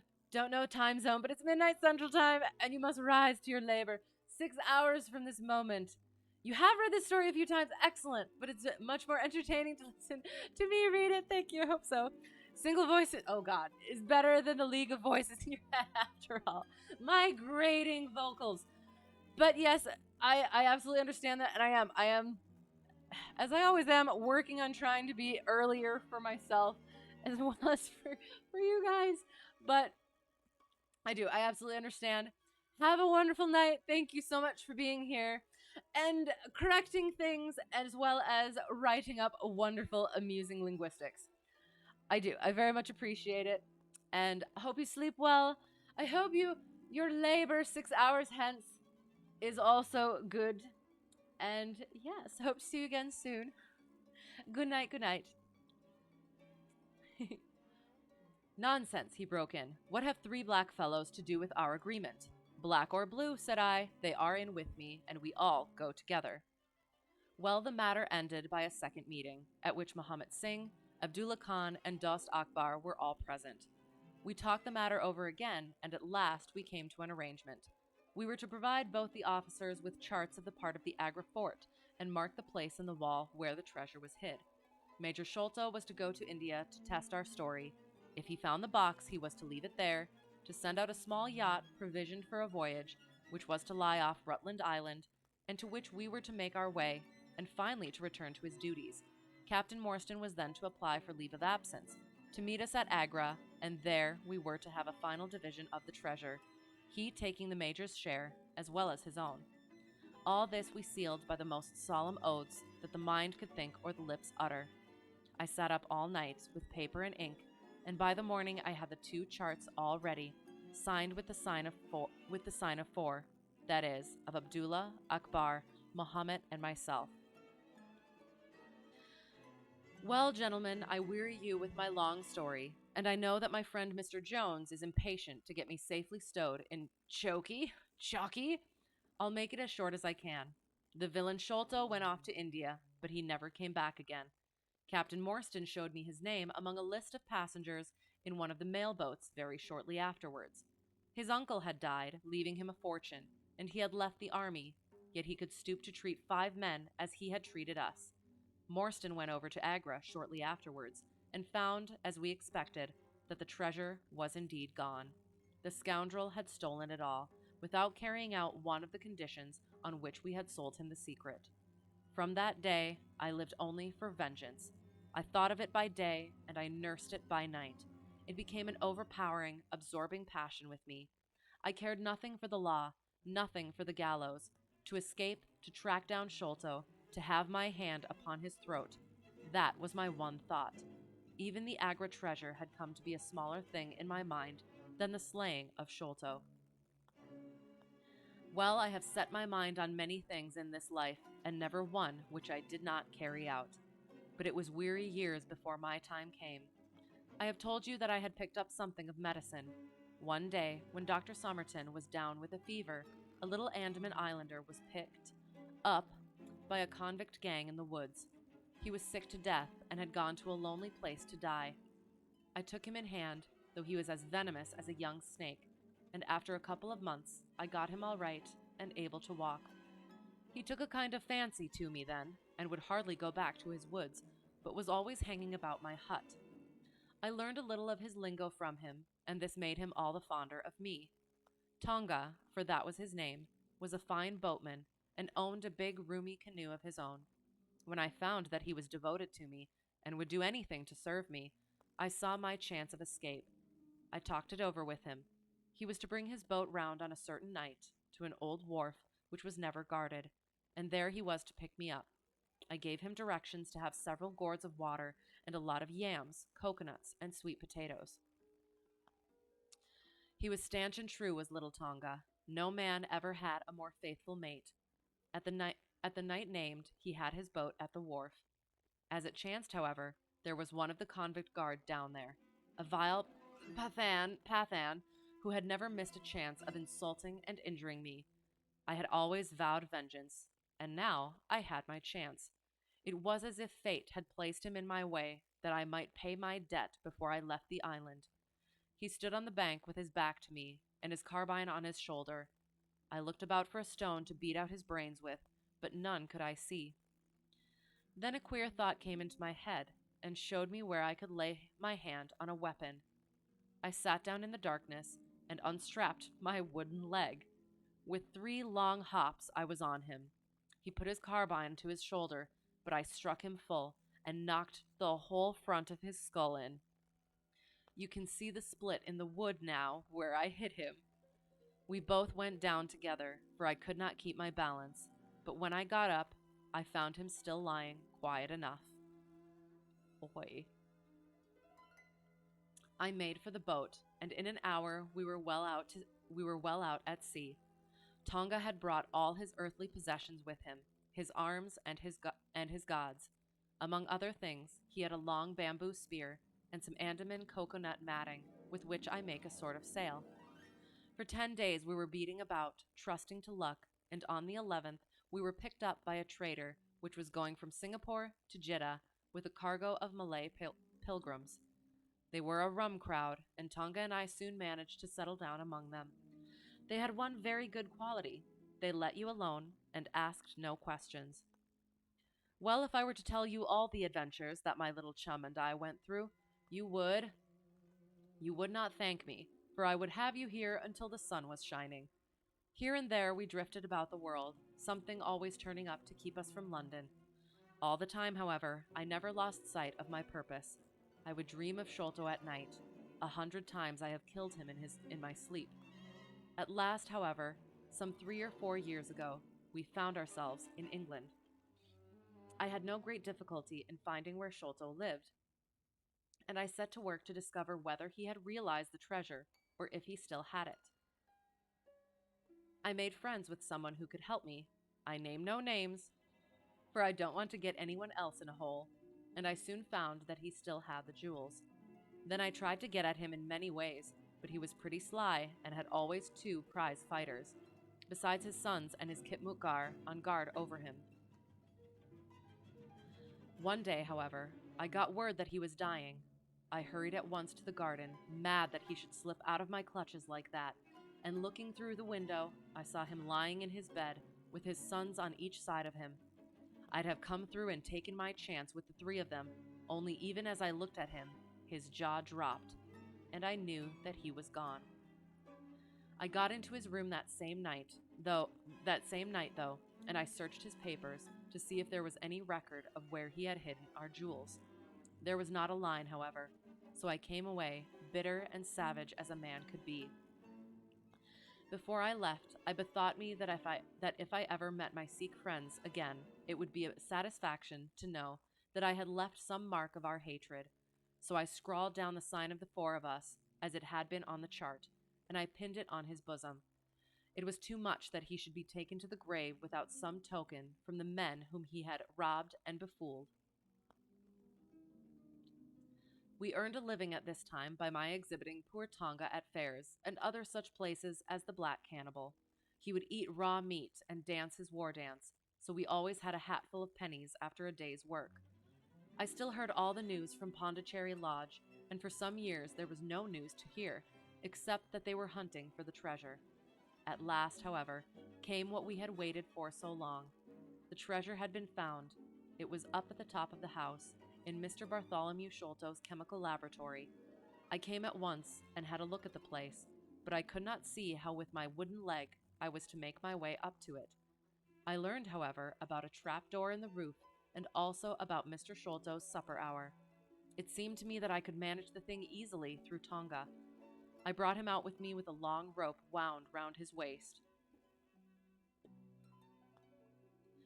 He could climb like a cat, and he soon made his way through the roof, but, as ill luck would have it, Bartholomew Sholto was still in the room, to his cost. Tonga thought he had done something very clever in killing him, for when I came up by the rope, I found him strutting about as proud as a peacock. Very much surprised was he when I made at him with the rope's end and cursed him for a little bloodthirsty imp. I took the treasure box and let it down, and then slid down myself, having first left the sign of the 4 upon the table to show that the jewels had come back at last to those who had most right to them. Tonga then pulled up the rope, closed the window, and made off the way that he had come. I don't know that I have anything else to tell you. I had heard a waterman speak of the speed of Smith's launch. I had heard a waterman speak of the speed of Smith's launch, the Aurora, so I thought she would be a handy craft for our escape. I engaged with old Smith, and was to give him a big sum if he got us safe to our ship. He knew, no doubt, that there was some screw loose, but he was not in our secrets. All this is the truth, and if I tell it to you, gentlemen, it is not to amuse you, for you have not done me a very good turn, but it is because I believe the best defense I can make is just to hold back nothing. But let all the world know how badly I have myself been served by Major Sholto, and how innocent I am of the death of his son. A very remarkable account, said Sherlock Holmes. A fitting wind-up to an extremely interesting case. There is nothing at all new to me in the latter part of your narrative, except that you brought your own rope. That I did not know. By the way, I had hoped that Tonga had lost all his darts, yet he managed to shoot one at us in the boat. He had lost them all, sir, except the one which was in his blowpipe at the time. Of course, said Holmes. I had not thought of that. Is there any other point which you would like to ask about? Asked the convict affably. I think not, thank you, my companion answered. Well, Holmes, said Athelney Jones, you are a man to be humored, and we all know that you are a connoisseur of crime. But duty is duty, and I have gone rather far in doing what you and your friend asked me. I shall feel more at ease when we have our storyteller here safe under lock and key. The cab still awaits, and there are 2 inspectors downstairs. I am much obliged to you both for your assistance. Of course, you will be wanted at the trial. Good night to you. Good night, gentlemen both, said Jonathan Small. You first, Small, remarked the wary Jones as they left the room. I'll take particular care that you don't club me with your wooden leg whatever you may have done to the gentleman at the Andaman Isles. Well, and there is the end of our little drama, I remarked, after we had sat some time smoking in silence. I fear that it may be the last investigation in which I shall have the chance of studying your methods. Miss Morstan has done me the honor to accept me as a husband in prospective. He gave a most dismal groan. I feared as much, said he. I really cannot congratulate you. Oh, I was a little hurt. Have you any reason to be dissatisfied with my choice? I asked. Not at all. I think she is one of the most charming young ladies I ever met, and might have been most useful in such work as we have been doing. She had a decided genius that way. Witness the way in which she preserved that Agra plan from all the other papers of her father. But love is an emotional thing, and whatever is emotional is opposed to that true, cold reason which I place above all things. I should never marry myself, lest I bias my judgment. Savage, yes, quite. I trust, said I, laughing, that my judgment may survive the ordeal. But you look weary. Yes, the reaction is already upon me. I shall be as limp as a rag for a week. Strange, said I, how terms of what in another man I should call laziness alternate with your fits of splendid energy and vigor. Yes, he answered, there are in me the makings of a very fine loafer, and also of a pretty spry sort of fellow. I often think of those lines of old Goethe. I won't try to pronounce it, but find my trusty, where is it? Oh shoot, I've opened a lot of things since then. Hang on. I got it. I got it here somewhere. Finding it. I hope. There it is. Okay.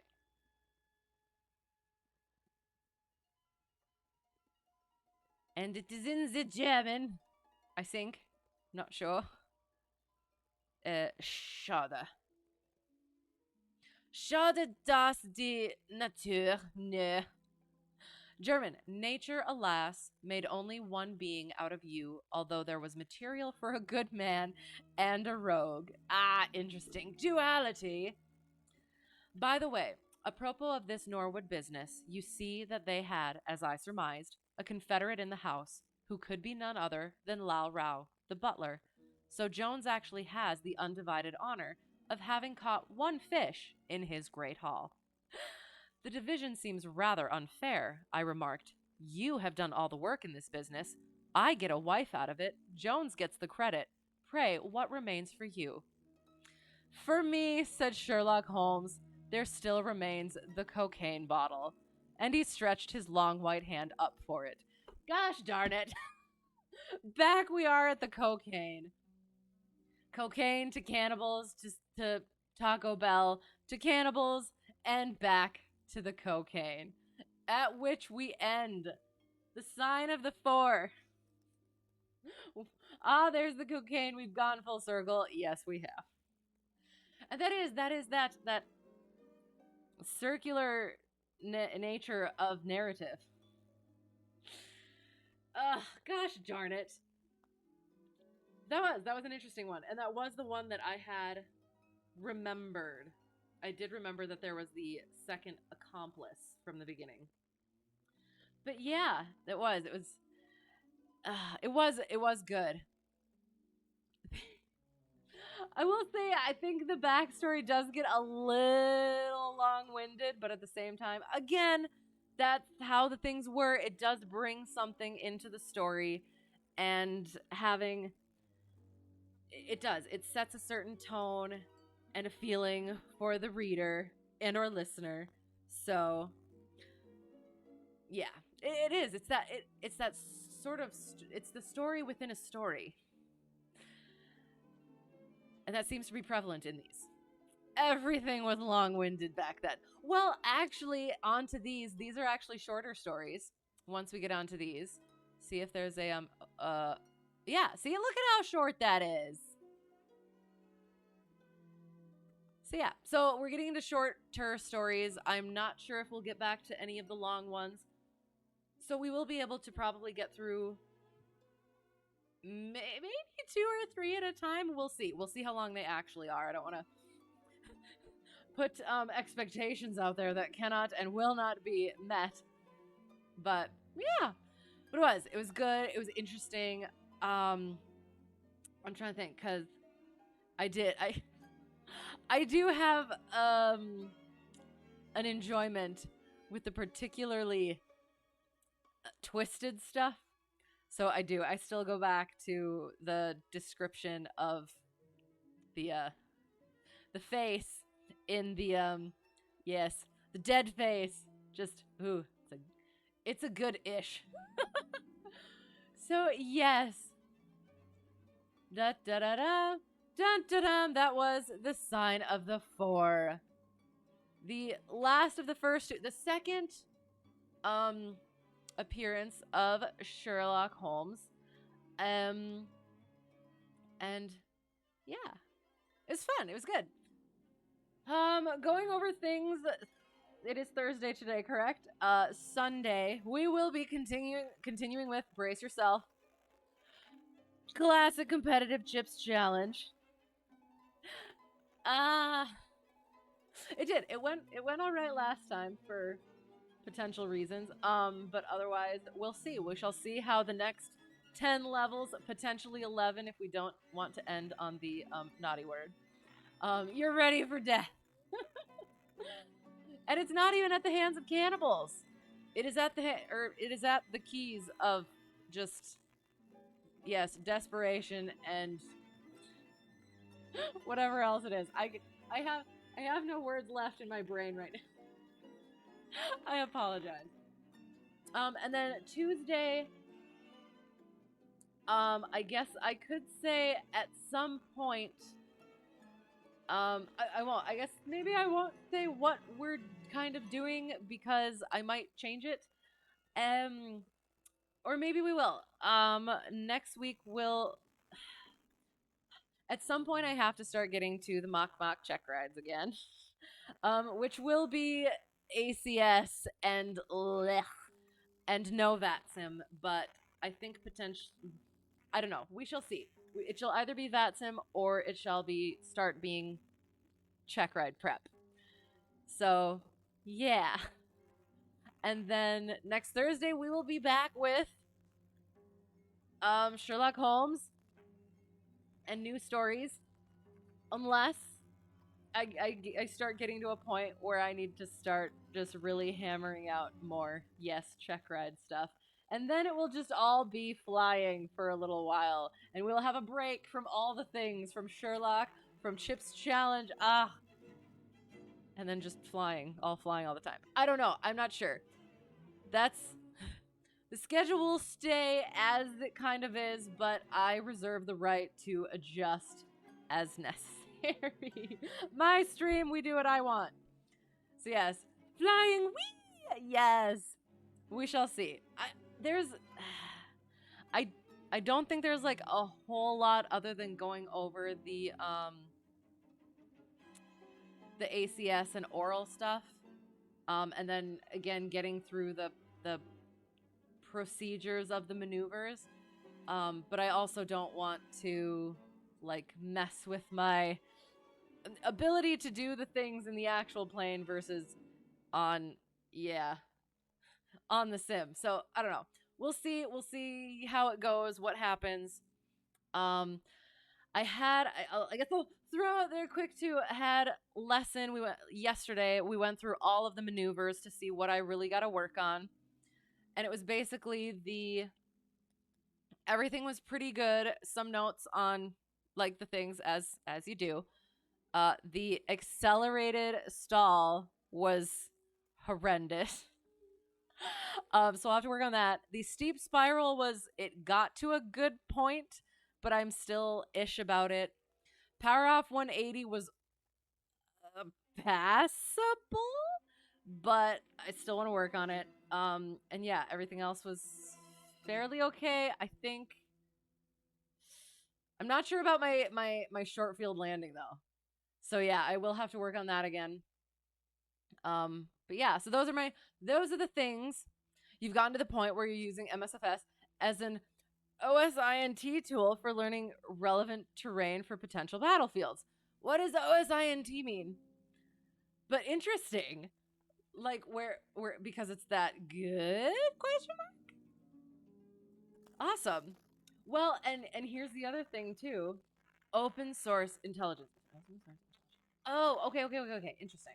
See, throwing all these abbreviations at me. It was only one, but all these abbreviations at me, and I don't understand them. As I don't understand a lot of things. Thank you for putting up with me and being patient with me and helping me with the things. I got the footage from Tuesday, was it? Off of the dash cam, and it wasn't actually that horrible. So now I just have to figure out, I have to cobble all of the clips together. And thank you for the story again. Thank you for being here. I appreciate it so much. Listening to my grating voice. And yeah, listening to me pronounce things wrong and yeah, all the things. I do. I appreciate it very much. It helps because you can read about the terrain and the locations, but it's way more intimate when you can just go there. Right, of course, absolutely. Very cool though. And it is. It's so cool and interesting how much can be done with the simulator. But yeah, so at some point, there will potentially be footage. The one thing is for some reason the time got wrong, so it says that it was like January of 2021. And it's like on the screen and everything. So that's all messed up. And I do just have to kind of figure out if anything that I would end up putting in there would be able to be trackable. Again, not that I don't trust you guys, but like it might have to be something where I don't know if I wanted to be a little bit more thorough about stuff, like actually show things, I might have to make it like just the little group of people that I do trust, you know who you are. And you would suggest a non-linear video editor, DaVinci Resolve is your go-to. That is what I have, I believe. Yes, it is. Excellent. I'm glad I picked a good one. I have used it a couple of times, and it has been pretty good. So, yeah, so that should be good. It was family member and I. So we were talking in some of it. I don't think you can hear some of it, but like I'll have to make sure like my radio calls don't go on there. And then there's certain, and I worry that there's things that I wouldn't think of that would be trackable, traceable. And I would just like, oh, hey, look at this. Oh, you're obviously here. So yeah, it will. It's a 2 hour. It was a 2 hour flight, so it might take a little bit. There's a lot that I can cut out right away, I think. But yeah, at least the takeoff and landing should be okay. Maybe a little bit of the taxi because I kind of want to show my cool little airport because I love it so much, and I want to share that with you guys who I adore so much. So yeah, I think it'll be fun. Resolve is quickly eating Adobe's market share, and this pleases you greatly. Excellent. I shall join you in your being pleased by this, because yes, it's what I use. So I'm glad to be on in that same thing.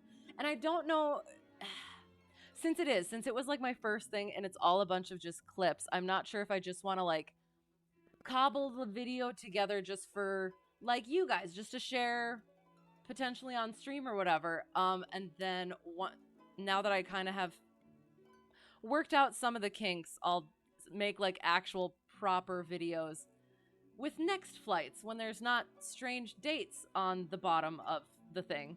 So yes, so look forward to that at some point. Yes, at some point. But yeah, I think that'll be fun. I'm looking forward to it. So yes. Anyway, that's kind of the plan. We'll keep to the plan as much as possible until such time as I need to start cranking at the check ride prep. So I think that's it. I'm sorry. So whoever got lost and found their way here or found their way back and decided to stick around, thanks for being here. I appreciate it so much.